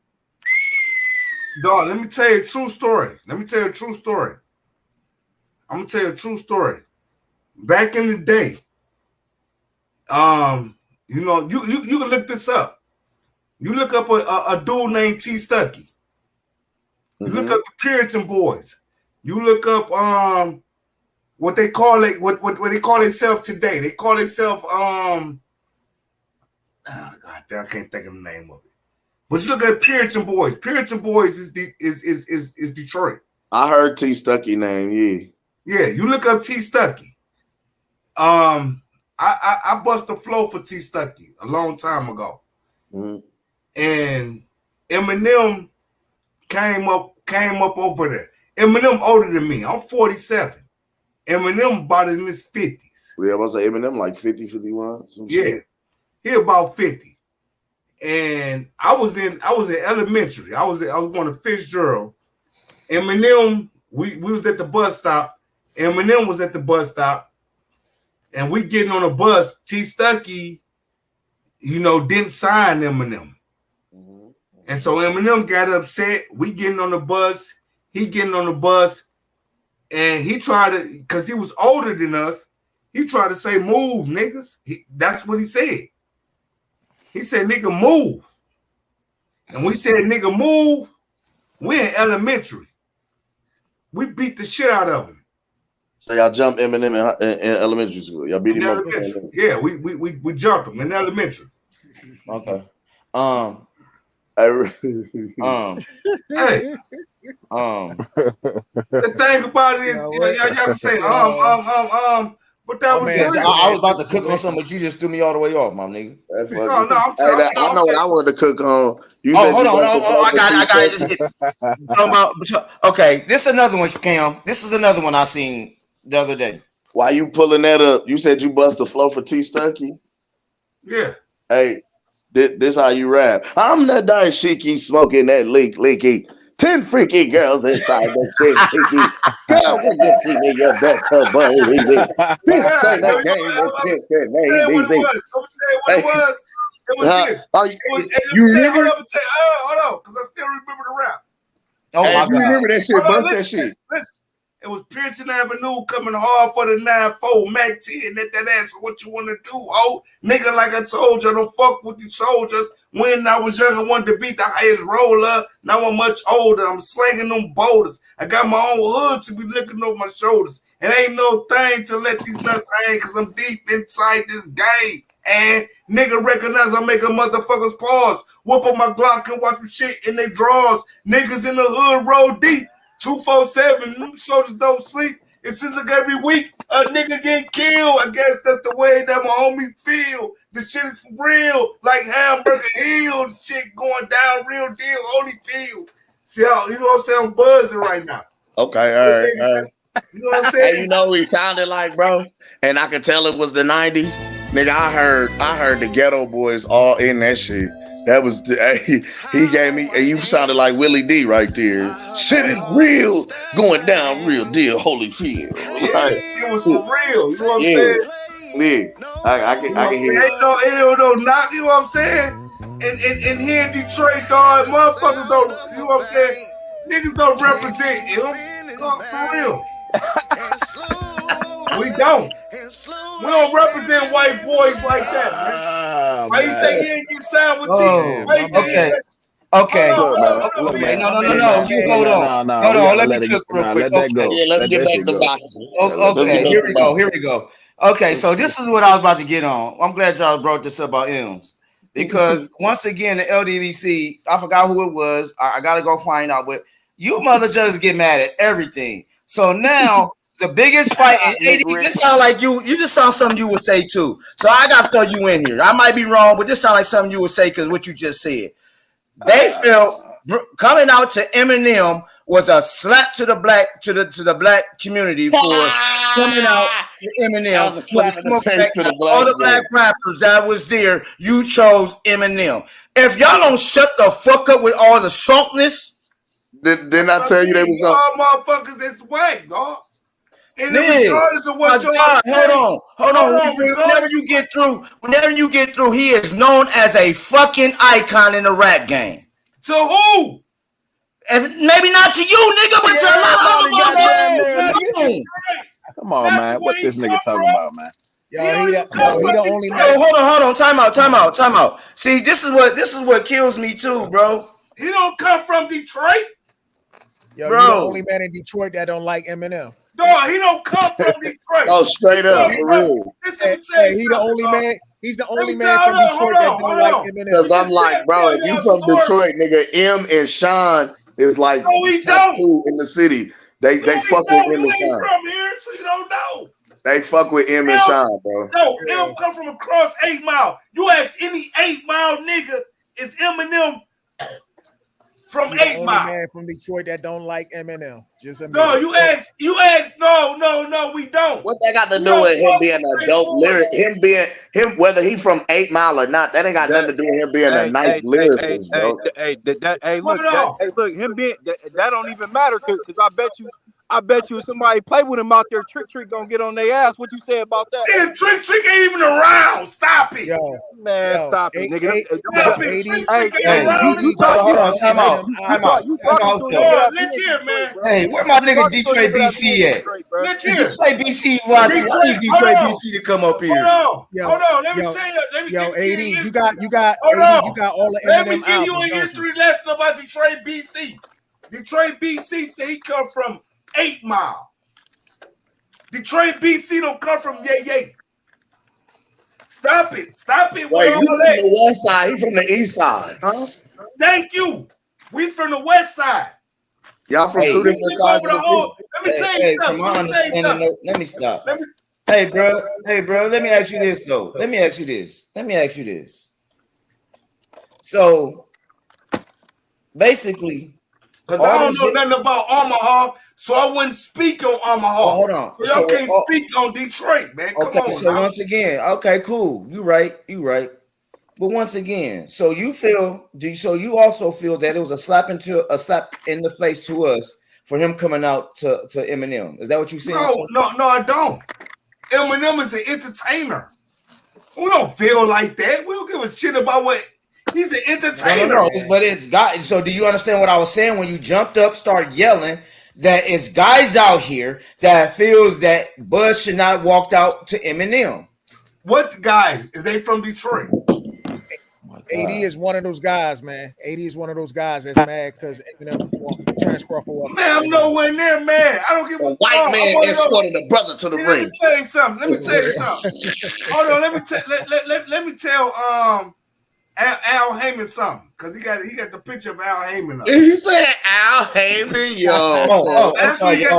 We love Al Heyman. We forgot to thank Al Heyman today. One love to Al Heyman. You're right. Thank you, Al Heyman. So let me tell you something, dog. Hey, one of the guys. Let me tell you something. Hey, AD, before you address me, make sure you say, I would like to thank Al Heyman. Yes, and then please. You go along. All right. Please thank Al Heyman. We got to thank Al Heyman for making this all possible. Okay. Hey, thank Al Heyman, because he a black man, and he just made two other black mans. No, he did not. Yeah, nothing. Stop with the bullshit. That was Bud and goddamn Earl Spence that promoted they fight, brother. PBT just put their name attached to it. Al had nothing to do with it. That's why you did not hear nothing about Al. If y'all notice, my thing is this, man. His name wasn't on that. It was TGB, not PBC. Okay. Y'all boys go ahead and cook, man, real quick, man. Y'all going to cook, man. So once again, hey man, check this out. I'm on mute. Check this shit out, y'all. Once again, this is all I'm coming down with, because I'm about to end this shit. I gotta get up and go to work, so we got about 15 more minutes. But this is what I'm talking about: the bullshit. And then I'm sorry, AD. I'm glad I gotta go back to this. I hope no more Earl Spence fans come up here. I hope no more Earl Spence come up here and tell me to stop disrespecting Earl Spence. That is not going to happen off It's Boxing to You. I do apologize. It's not even disrespect when you listen. This is bragging rights right now, ladies and gentlemen. Let's keep this a beam. Let's keep it all the way a stack right now. This is bragging rights, my nigga. And y'all knew this was going to happen because y'all expected to be able to do this on y'all side had Arrow won. Unfortunately, you picked wrong. Like, you got to eat that. You got to take that L. Like, this is boxing. You don't win them all. You don't get them all right in your predictions, my nigga. Like, I picked Cool Boy Fulton to beat Inouye. I was wrong as fuck. Shit. I was wrong as two left shoes. But guess what? Yeah. I didn't pop this shit for 5 years. See, this is the thing. We have to, and I can't stress this enough. 5 fucking years. I don't know if anybody on this panel is married. I don't know if anybody on this panel is in relationships. I don't know what the fuck what y'all marital status is, what y'all situation is, right? Guess what? If you've been with an individual for 5 years, and guess what? They don't do shit for 5 fucking years. How long is that? That's a long ass fucking time, man. Cam. Or no, I give you one better. For 5 years, this bitch nags, ran her mouth, disrespectful. Just 5 fucking years. Hey, Cam. Bro, you see what I'm on my knees right now. I'm on my 5 years. Cam, I'm on my knees right now. I'm on my knees. Because pause, OG. I'm gonna pause for you, OG. You know what I'm saying? Thank you. Because we gonna we got Ryan Garcia fan in the chat. You on bend the knee for Ryan? I'm on bend the knee for Ryan. Wait, Ryan Garcia and Tank Davis took 6 years. Love Shield. I gotta talk to you in my chat, baby. Hey, Love Shield. I see you a Ryan fan. I appreciate you. Thank you for coming, Queen. And I know you are a big fan of Ryan Kardashian. We thank Garcia. You said Ryan Kardashian? Garcia. You said, huh? I'm down on bended knees. Baby, come back to me. I think Love Phil might be an Earl Spence fan. Man, look here. Look here, y'all. I'm going to say this. I got to say this. Y'all haven't seen shit. I'm messy. I do tit for tat. And I haven't went hard yet. I haven't even went hard. Y'all won't even give me the chance of going hard on y'all because y'all get so defensive. Y'all get so get sensitive. There you go. I see your man. That nigga created a word. Sensitivity. Man, check this out. Oh, that's sensitivity, man. Hey, man, check this out, y'all. Check this out. I'm gonna say this. Y'all do know we are at the beginning of a new era. Yes, it's a new day. Y'all do know that after this, we got Shakur is gonna be the Shakur Stevenson era. Now wait a minute, Gooch. I said it. Oh. After this, it will be the Shakur Stevenson era. So Tank, Ryan, anybody else who think that they're about to do something great, but then gave Shakur Stevenson along with Keyshawn Davis the blueprint of how to get this shit going. Oh, well, dang. Oh man, you know they're gonna create another side of the street. Oh, it's already being created. Oh yeah, you know it's going down. Let's talk about. I want to talk about this too, real quick. This Derrick James shit. We ain't cooked on Derrick James yet, y'all. Hey, stop that shit. That's some dumb shit. Shout out, Mark. Hey, niggas should have knew what it was when that Frank Martin fight happened. Man, nobody trying to hear that shit. Yeah, hey, you stop that shit. That's some dumb shit. Hey, let me talk to you, Derrick. Talk about it. Let me talk to you, Derrick. And let me talk to the fans of Derrick James and the people that's giving up excuses. Check this out. Derrick James is looking for the money, y'all. He's looking for the money. That's why he got Ryan over there. Hold on, come on. Don't say that because you making excuses just like you say Crawford. What's making an excuse? What's an excuse that I made? Since you stopped me while I was cooking, what fucking excuse did I make, sir? Derrick James looking for money. Okay, so Anthony Joshua. Excuses that Bernie the boxer. Hold on. So let me tell you this when I say that. Your fighter just got beat the fuck up, and you left me 2 days later. No consoling. I gotta go to it. He even said it's money to be made, so he gotta go to London. So don't stop me from cooking, my nigga, when I'm speaking facts. He said this with Ryan Garcia. How much money you think he's getting off of him? With Anthony Joshua, how much money you think he's getting off of him? Shit. With Frank Martin, how much money you think he's getting off of him? With Charlo, how much money you think he's getting off of him? Then Earl Spence. So when I say Derrick James is looking for the money, because before this, it was just Charlo, Frank Martin, and goddamn Earl Spence. Now he added 2 more mother juggers, and he ain't giving a fuck about Earl Spence, and Earl Spence losing, my nigga. He went to go train Anthony Joshua next. That's what I'm talking about, my nigga. Somebody call the fire department. We got to put this nigga Gooch. He's got to be stopped. He set the kitchen on fire. Hey, all that just for Dillian White to pop dirty. All that. So once again, my nigga, when I'm talking about Derrick James is looking at the money instead of the legacy, because if he wasn't looking at the money, you forget weeks prior he was training and shit. Hell, give it up to Bomac because he did Keyshawn, and then Derrick James trained goddamn Earl Spence. But the difference was Bomac been training for Earl Spence for years. Damn. Earl Spence knew that Terence Crawford was coming for him. Earl Spence should have been training when he said, "Bud, I'm coming for that motherfucking belt." Yes, Lord. Then why they acting like it's something else? What'd you say, WCS?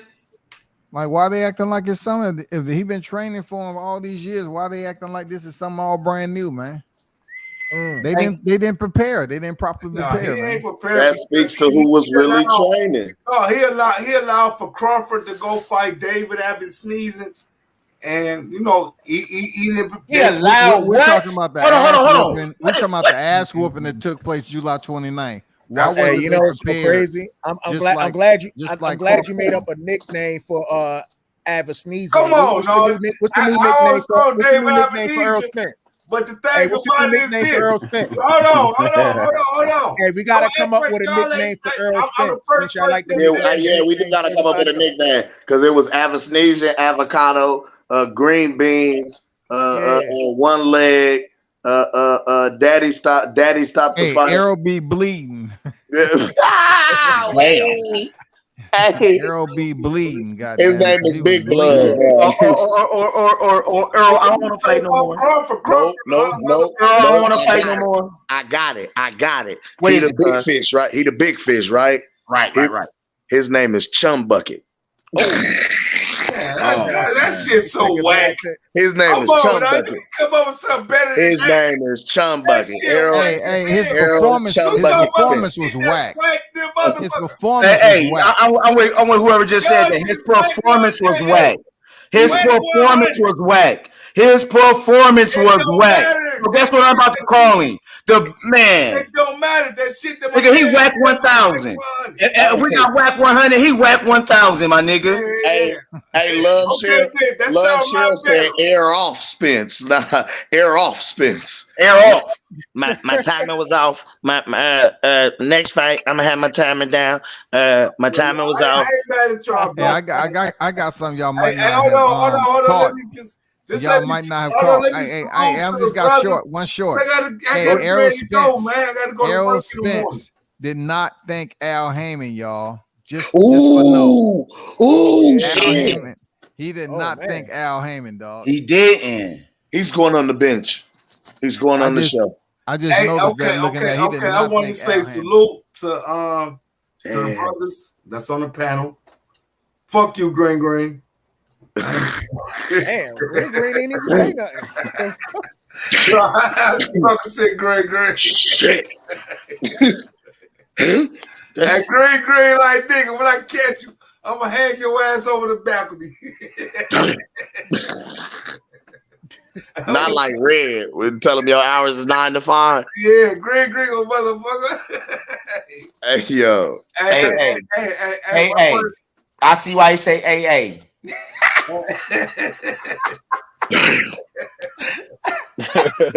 Oh man, but you know what? Hey, when y'all brothers coming back on live, man? Because it's already. Nigga, I come on live when I want to, but I might be on tomorrow because I gotta cook on these and my brothers. Why are you so sassy tonight, Gooch? What the fuck is happening? These niggas ain't paying my brothers, man. I need to holler at them, bro. Hey, and I know you part of the playback game, Ben. Come on, man. Come on, man. Cash app, Ben. Hit my Hit nigga my cash cash app, man. app. You already, don't say don't. And then Green, hit that cash out, Green. Man, we ain't talking about green right now. No. Niggas lost. No. Niggas lost bets. Niggas put money on Errol. Green made a lot of money. Hey, Ben Israel owe some bread. Yeah, he owed me. That nigga owe me $100 right now. No, fuck all that. Green owed a lot of money. Right now. Green don't want to talk about it. Shout out to Green. Man, shout out to the prodigal brother. Come on, man, you tripping out. Yo, You talking you about the wrong tweaking. nigga. Yeah, you tweaking. Green was on our side. No, I'm Look. saying though. How come y'all boys? Hold on, because y'all boys bring live. And nigga, y'all niggas close to Crawford. Ain't no way in the fuck Green and the rest of these niggas should be on the goddamn panel talking they shit and they dropping nothing in the cash app. Nigga, these niggas. I don't do this for cash apps, but It don't matter. It don't matter. Channel, This shit don't matter. You gotta do it for cash out. Yeah. But the thing about it is you bring good content. I appreciate that. Thank you. We appreciate it. You know what I'm saying? Y'all bring good content, and I don't understand why Green so quiet. Let me put and the rest of them is so quiet, and when they should be sleep. Okay, go ahead. I just ran. You know what it is, man. AD trying to get off easy, man. He know his boy lost, so he trying to get off easy by yeah. Take that L, bro. Hold that L graciously. But come on, brother. Drop them niggas something down in the comment. You hear what I'm saying? Because L hold on. Gracious. Nigga, Goose got videos with him and Crawford. So man, stop playing games, man. Drop that cash out. Hey, Drop that cash out. hey. This nigga talking to us like we don't know what go on over here. Like we don't be here every day. Let me ask you this. See this? I love what you're doing, my guy. Real shit. So set an example. Oh my God. Yeah, practice what you preach. Set an example. That's what I'm gonna do. Put something in that cash app while you doing all that talking about it. Hey, set an example so I can tell the guys, look, AD drop the cash app on y'all niggas. Okay, Hey, Gooch. You know what? You got me fucked up. Send me It's your cash. It's at the bottom of the screen, my brother. It's at the bottom of the screen. Nigga, Right I there. had these motherfuckers dropping an example. AD drop it in all three of them. No, ain't nobody but Gooch. Nigga, Gooch and the pastor. The bishop and the pastor, nigga. I don't know who you are. Gooch is DJ. I don't know who you are. Hey, Green, that nigga, he turned the red light. He clicked the red light. That motherfucker, he came back on no more. This is I beyond. was just talking, man. Stop why you keep lying on this man's name, man. It's about the 18th time, man. Come on, man. You gotta cut it out. What's up with the time out? What's up with the unjust goddamn accusations of Green? Man, killing Green. Been going at him every since, dog, man. And Green, I don't know why he's so mad at me, man. Hey, you pulled up. Probably because you pulled up on the building. The first thing you said was one love to the apostles. Salute everybody on the channel. Hold on, Cam. Let go, Green. What you was saying to this nigga? No, I'm gonna tell y'all what it is, because he was over there on knockout shit talking all that pro black shit, right? But he had his camera on. I'm like, nigga, why is you talking all that pro black shit, nigga? And you drinking Modelo's, nigga? That's Mexican beer, nigga. What you talking about, nigga? Oh, he should have been drinking slick small liquor, huh? That's different. I bullshit you. Did you not have Modelo's on that little ass desk? Yes, you had? I did. Right, exactly, nigga. Get you. Yes, I did. Hey, D, you don't support the brother, man. You support the other man. Man, you had no red stripe. Hey, you had no red stripe Jamaican beer. Hey, you don't support the brother, man. You drink from the other man. Let's find a black brewery. Let's what beer nigga was busting down Modelo's on camera? God damn, come on, man. Nigga had a long. Oh man, come on, man. Hey, Green, what beer do you subscribe me to, man? Huh? I'm asking Green, what beer do he subscribe me to? Nigga, you Minister Farrakhan, nigga, you supposed to.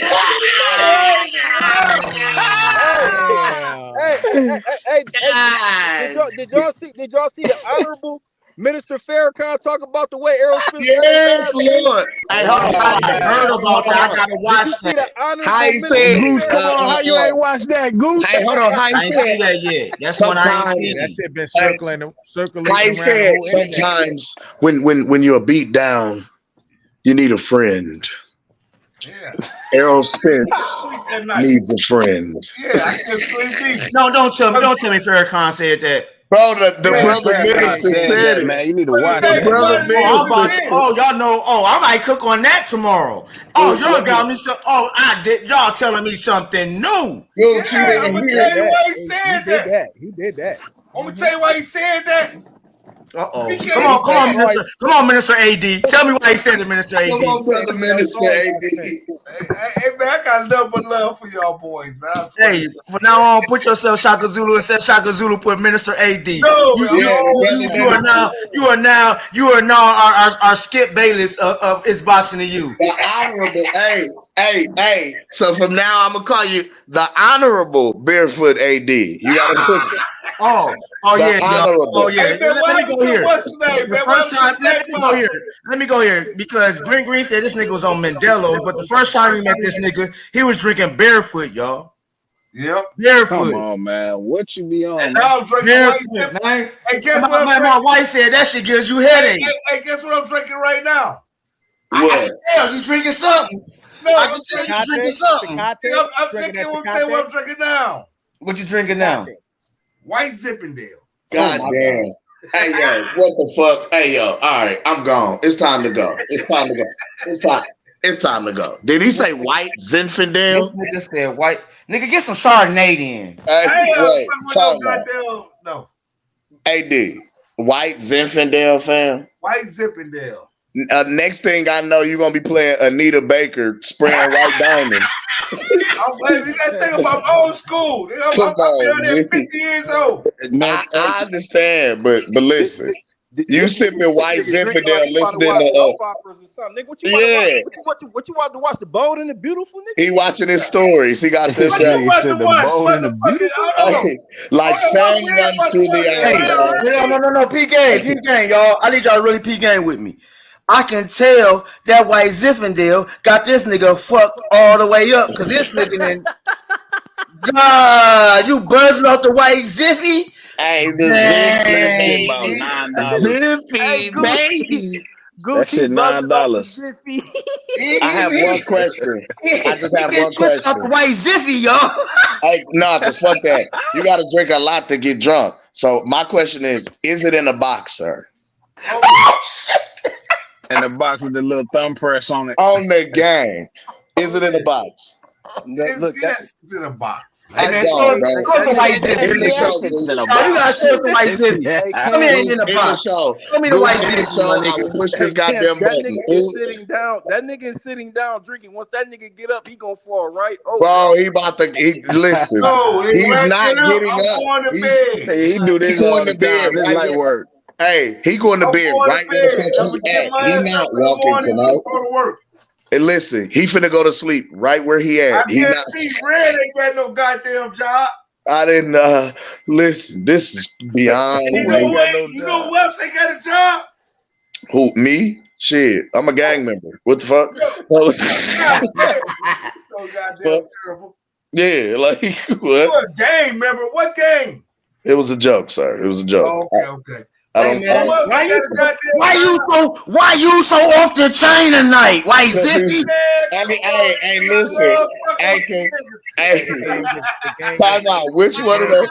Hey, I got a question. Which one of the apostles? Which one of the apostles used to get drunk and preach the word? Me. Even in the Bible, it was one of them. Was it Paul or Peter? They get drunk and preach the word. So you get drunk and you want to preach black politics and black politics. Jesus. Hold on, time out. Hold on. Black Power's drinking white Ziffy. Black Power drinking white Ziffy. This is beyond me. Oh my God. You see the play on words right there? That was clever, Gooch. I like that. I like that, man. My brother. Oh my God. Wait. How he offer it to you? Wine, my brother. Fermented grapes. Hey. The thing about it is this. I turn a whole motherfucking lake into wine. You know what I'm saying? Ain't that what Jesus did? What Jesus do? Turn water into wine, brother. Yeah. Speaking on that level. Hey man, what's your final thoughts? We about to cut this show short, y'all. I gotta go. I just want to say, salute to y'all boys. Y'all won. You know what I'm saying? It's fuck whatever the motherfucker name is. Oh my God. Skip. Hey, no, I'm just talking shit. Skip. You cannot come on here, Skip. Skip. I got a homeboy named Skip. That's the killer boy. Cam, let me cook. Cam, please let me cook. Hey, no, I just want to say, you know what I'm saying, salute to you brothers, man. And hopefully I can catch y'all boys on the next live. That's it. You know yes, sir. Yes, one sir. love to you, my God. One love. Man, going out to my guy, Big Blunts, man. One love, man. Testify, man. What's your final thoughts? Man, one love to the guys. Salute to the whole panel in the chat. You feel me? And we know what the real is now. You know what I'm saying? The truth is revealed. You know what I mean? The Yes, truth sir. got exposed last week. These boys got it's about to be a long 5 months, man. You know what I mean? The rest of Yes, these next sir. 5 months is about to be a long 5 months. We're smoking Spence pack for the rest of the year, and I stand on that. I Yes, don't want to see no Lord. motherfucking rematch, but if I see a rematch, you already know what the fuck going down. Crawford gonna hurt that boy again, and I don't think he want that. You know what I mean? So we're gonna see what's up. Crawford is 6 this time. But Yeah. Shout out to the guys, man. One love, y'all. One one love. love, blood. Hey, for the rematch, Crawford in 6. I'm telling y'all. Man, WCS, man. I know you got a show coming on, man. One love, man. Testify, my guy. WCS. All right, Bo. Yeah, continue on, man. I want all the excuses eliminated in that rematch because I don't want to hear nothing about weight drain or nothing. After Bud bust that ass for the second time, he's gonna knock out Charlo ass, or Charlo just gonna have to vacate at the end of the day. But it was great chopping it up with y'all guys, man, and catch you on the next one. Yes, sir. One love to you, man. Make sure y'all go like and subscribe to my guy, Bold and Understanding, man. My Yes, guy sir. be on there cooking, man, cooking that real boxing, man. I told y'all, we out here talking real boxing. I'm talking not just purse splits and propaganda narratives. We really talk technique. We talking defense. Takedowns and all. Yeah, you know what I'm saying? Real life. So, like, yeah, man, these guys really talk boxing. It don't just be the same old same, the normal razzle dazzle. Nah, we trying to get y'all real life boxing, and then go holler at some boxers. You know what I'm saying? Because the thing of it is like I say, anytime y'all see boxers, they in the ring, they working. You know what I mean? So when they get to have a moment like this, to be able to sit down with the people, shit, I want to be able to let y'all ask questions in the panel, in the chat. You know what I'm saying? And be able to ask the questions and pose your questions to the chat and to these fighters, man, because like this is what we do it for, is for y'all. Without y'all, it's no us. So, you know what I mean? Yes, Hit sir. the like and subscribe, and I'm gonna drop the cash out one more time, just because my shit still ain't pinged yet. I'm waiting for Ben to drop this hundo. I'm waiting for AD to lead by example. There's a lot going on in this boxing to you tonight. So, with that being said, green. Hey, salute, man. One love, man. Great show as always, man. I just had to pop in real quick, man. Like I said, man, this what type of time I'm on from now on, man. Like we don't want to hear too much from no aerosexuals, man. You feel what I'm saying? Like we dictating terms now and what's going on. Like this is how I want to see it, man. I want to see I need to see Arrow versus Rolly Romero. I need to see Arrow versus Blair Cobbs, Alexis Rocha, or Cody Crowley. Like that should be, those are the only fights that I want to see to earn his way back up. So you starting them at the building blocks at the Yeah, after that lackluster performance that he had under the big lights, you know, this was supposed to be his biggest his big Vegas fight as well. After that lackluster performance, there's no need for him to keep on running off at his mouth and not being able to deliver what he's talking about, because this is the same guy that said he was going to stop Sean Porter, and he went to a split decision. So we're tired. We're tired of the buffoonery coming from Errol Spence, and this is not coming from his fans. This is coming out of his mouth. The thing is that they're the ones that actually believe this bullshit. But he's not. He's not. He's writing checks that his ass can't cash. You feel what I'm saying? And most recently, his biggest pay-per-view night, he did absolutely terrible. He was easy work. So with that being said, those are the four guys that I need to see him share the ring with before he's even considered about being back in the ring with the pound for pound king of boxing. And then maybe he can earn him a Virgil Ortiz fight in Dallas Cowboy Stadium for a big payday. But other than that, I'm not trying to hear anything from these arrow channels and these aerosexuals about what he's going to do in a rematch. He doesn't deserve a rematch after a performance like that. Tell them boys no more excuses, Green. No more excuses. excuses. They should be thanking Crawford for even honoring a rematch with him because he's a merciful champion. You feel what I'm saying? Like he showed mercy in the ring, and that's all I got, fellas. Till next time. One love to you, my guy. Hey, Man. Green been out here spinning blocks. I told you he And out they here. mad at him. They mad at him. They mad at us, man. Bro, he been out here one deep dolo tearing channels the fuck down. Hey, shout out. I hope you're in the playback game. Shout out to Pie Face Killer. He's another one. Oh yeah, that nigga's out here. Oh yeah. He's Hey, out. fellas, I ain't gonna keep y'all long. Shout out to the Apostles, Omaha's own. Yes, I know sir. y'all are gonna be celebrating later on this week. Man, salute to y'all. Congratulations to the entire city. Man, that's legendary status over there. And it goes down in the boxing annals. You Yes, know, sir. one of the best boxing matches to the lead up. And then we can't help what happened in the domination stages, but it happened the way it happened. And you know, Bud is still showing, even in the aftermath, man, he still have power over these guys because they just don't know how to conduct themselves, bro. They have no idea. I mean, it's not like you don't have the young lions coming up. They're coming up. So why put so much focus on Bud? He already solidified himself. He's a first ballot Hall of Famer. He almost out the door. So we need one more moment like this. Jamel Charlo. That's it. We need one more. Yes, that is sir. it. But besides that, man, y'all continue to hold it down. Keep the airways hot, man. Those of you that's tuned in, man, make sure y'all sub to ITC Boxing to you, and check these fellas out.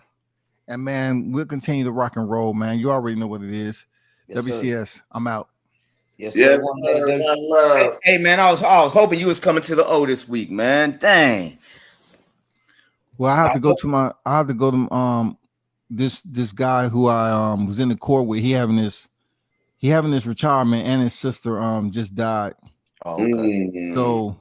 So I'm going to check him out. Unfortunately, I was like, shit, I was double thinking that shit. I said, no, I gotta go out there. So, hey, brother, I ain't want him to see me online like, hey, man, you was in Omaha. So, hey, brother, I'll be there 24. Just let me finish up here. Man, one love, WCS. Y'all hold it down. I'm out. Yes, sir. One love, man. Hey, man, one love to everybody that's rocking with us. One love to our playback gang, man. Tonight's been a real fun night. AD, man, I rocks with you, bro. I really do, man. It just, hopefully one day you really get to come to the light and see what the hell we're talking about. I think he do ultimately. I just, like I say, it was the Zenfi. It be the spirits, the wine and the spirits get to talking. Because the thing of it is like I had to explain to him, bro, you're here with us. We cool. We chopping it. You came and ate your crow. You said your respective shit. You know what I'm saying? Like. So we give you yo. So anything that we saying, it's not directed at you. So don't take it. And sometimes he was reacting and was responding like we was talking to or about him, and it was like, nah, G, that ain't what we on, my nigga. Like, you gotta understand what we had to endure over these 5 years, my nigga. The shit we heard, like, you think the shit we hearing now is man, like the shit we hearing now is the excuses that we expected to hear and that we said we was gonna hear like years ago. You feel what I'm saying? Like, so this is crazy. Hey, man, one love, man. I didn't get to say this earlier, man. One love to my guy who made us global. Toby Barlett's in the fucking building. Hey, one love to my brother across the pond, man. Toby B, man. He's an apostle from across the pond, man. He another one that, like I said, bro, they be in chats, and Toby Barlett's been on next too, bro. One love to my guy. Indeed, he has. Man. He over across the pond being on these niggas next too, man. One love. Man, we had a great show once again, man. Cam, man, I appreciate you, man. I appreciate everybody that came through. My nigga Joe Jack showed up and put some facts out here, man. One love the game spinning ENT, man. That's the first, you know what I'm saying? That they brought Mr. Gucci you out, man. So one love to them, to my guy Joe Jack. My guy, Mixtape Curry Kings done right. man, them brothers, man, linking up, man. We got some big things going on. Shout out to Cam, Flawless Ivy. We got some things linking up in the O. Yes, Cam, sir. I planted a seed. I planted a seed. I watched it water. Cam has helped me grow the seed. Man, one love to you, Cam, man. You give me chills just thinking about what you told them guys, man. We about to do the damn thing. That's why I had to tell my bro. My bro was on he was on, man, these niggas don't. Nah, bro, we about to show them why they gonna respect this, bro. We gonna make them put respect on our names pretty soon too, fam. So another thing, everybody's wanting us to do interviews with Bud, Bomac, and all them, man. Hopefully it's coming. We gonna sit down with the guys hopefully this week, man, and get some things going for you guys, man. Bro, I was just down at the gym with Soko. I've been out the gym with Soko all day. And then for those who just now rocking with us, man, in the playback game, just go through my live videos and my videos. We got the interviews with Soko, man. This time our next interview I think is gonna be great because we got the right equipment. Shout out to Cam Edwards once again. I'm pulling the camera out, man. Sugar J, man, if you listen to the playback game, man, y'all go subscribe to my God Youngin Sugar J. He's gonna give y'all the insight of a boxing's life. Man, we promote man. He fights next Saturday, man. Big ups to him. So if y'all don't see him this week, he's in training mode. So we might not see him this week. We might Next serious, man. He locked in. I ain't mad, man. They locked in. Like I told him, listen, you let us talk the talk. You just walk the walk that we talk. You feel me? But he likes to cook a boxing too. Shout out to Just a Guy, man. One love to DJ Mecca, man. What's up with the Just a Guy, man? And James T, one love to you, man. Let me go through the chat real quick and give my guys my final roll call. One love to the ones that there was some new folks that slid off in here. Love Shield, one love, man. One love to you, Ryan Garcia. I see Nick Rich, one love to you. I think we got you first. What's it? Kevon Wright, man. One love. D-Ray Promotions. I see you, fam. D-Ray popped in, yes indeed. Yes, sir, man. Who else popped in, man? I'm going through the chats real quick, man. The chats was deep tonight. I thank you guys for making it go this deep. Food Revolution, Foodie, one love to you, Queen. My guy, this is Rob is in the building. This is Rob. I just hit him. Oh shit, he didn't even hit the panel. Mr. Golden, you was in the chat today. One love to Mr. Golden, my OG. Yeah, the back end king was in the building. Man. And he slid in like Sting. He was up in the rafters watching. Yeah, he was watching us tonight, man. One love to everybody, man. Hey, one love the Fast Family Affair.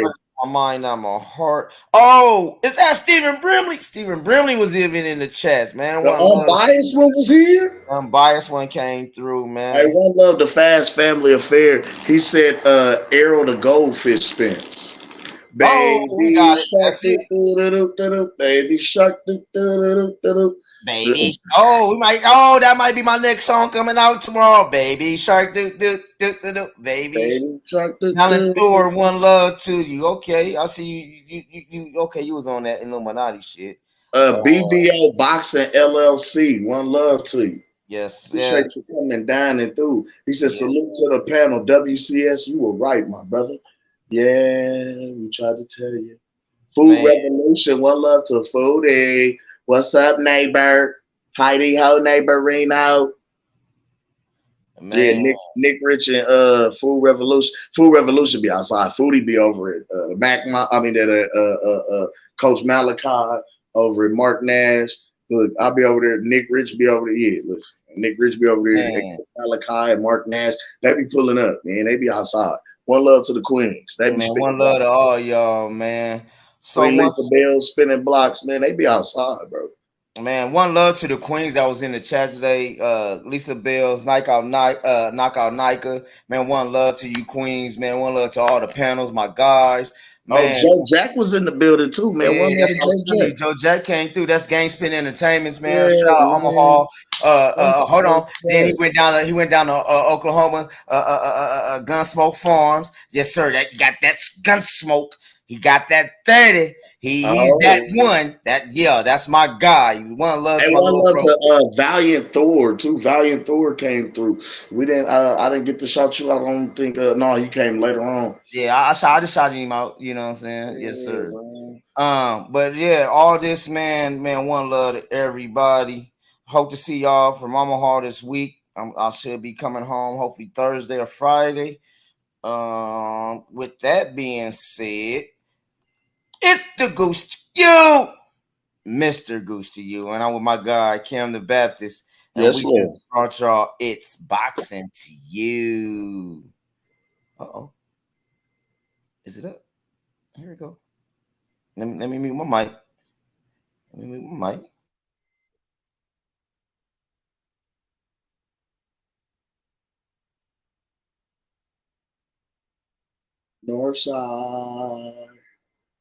Northside, Old Town. It's the Goose to you, Mr. Goose to you. And I'm with my guys, Sugar J the Wise One and Cam the Baptist. Yes, and we are the apostles of the youth boxing community.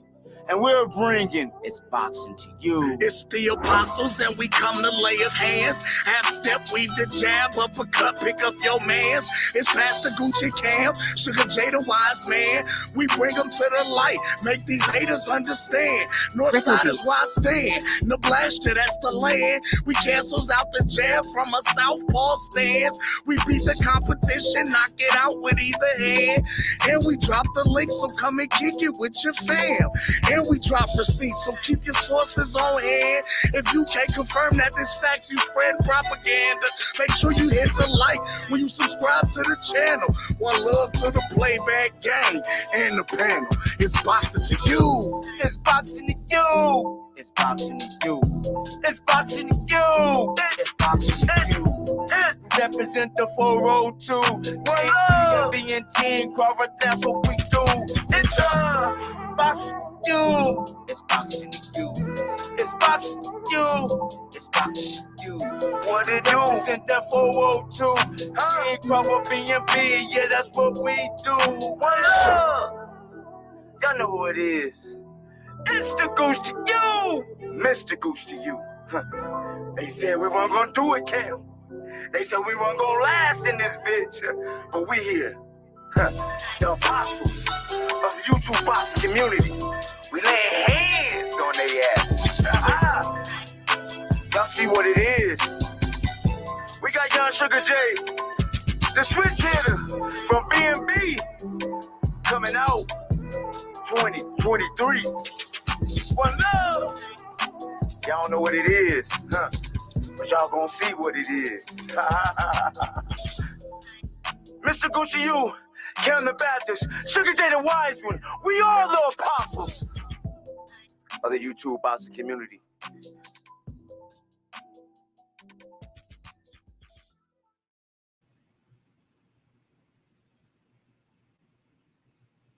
Man, one love. Once again, one love to everybody that came through to the playback game. One love to you. Man, before I go, did y'all hear the lyrics? Did y'all hear the lyrics of It's Boxing to You? I'm gonna have to break this shit down one day and let y'all really listen to my guy lyrics. Because he said you did some oracle shit in the lyrics, crossing out the man. Yeah, they didn't even understand it either, bro. They didn't understand it, gang. They really didn't. Man, one love, man. Yeah, we come to lay of hands. Half step, weave the jab, uppercut. Pick up your man. Yeah. One love, man. I'll see y'all tomorrow, man. Check us out, man. It's the Goose to you, Mr. Goose to you. And I'm out. With Cam the Baptist and Sugar J the Wise One. We just brought y'all It's Boxing to You. Peace.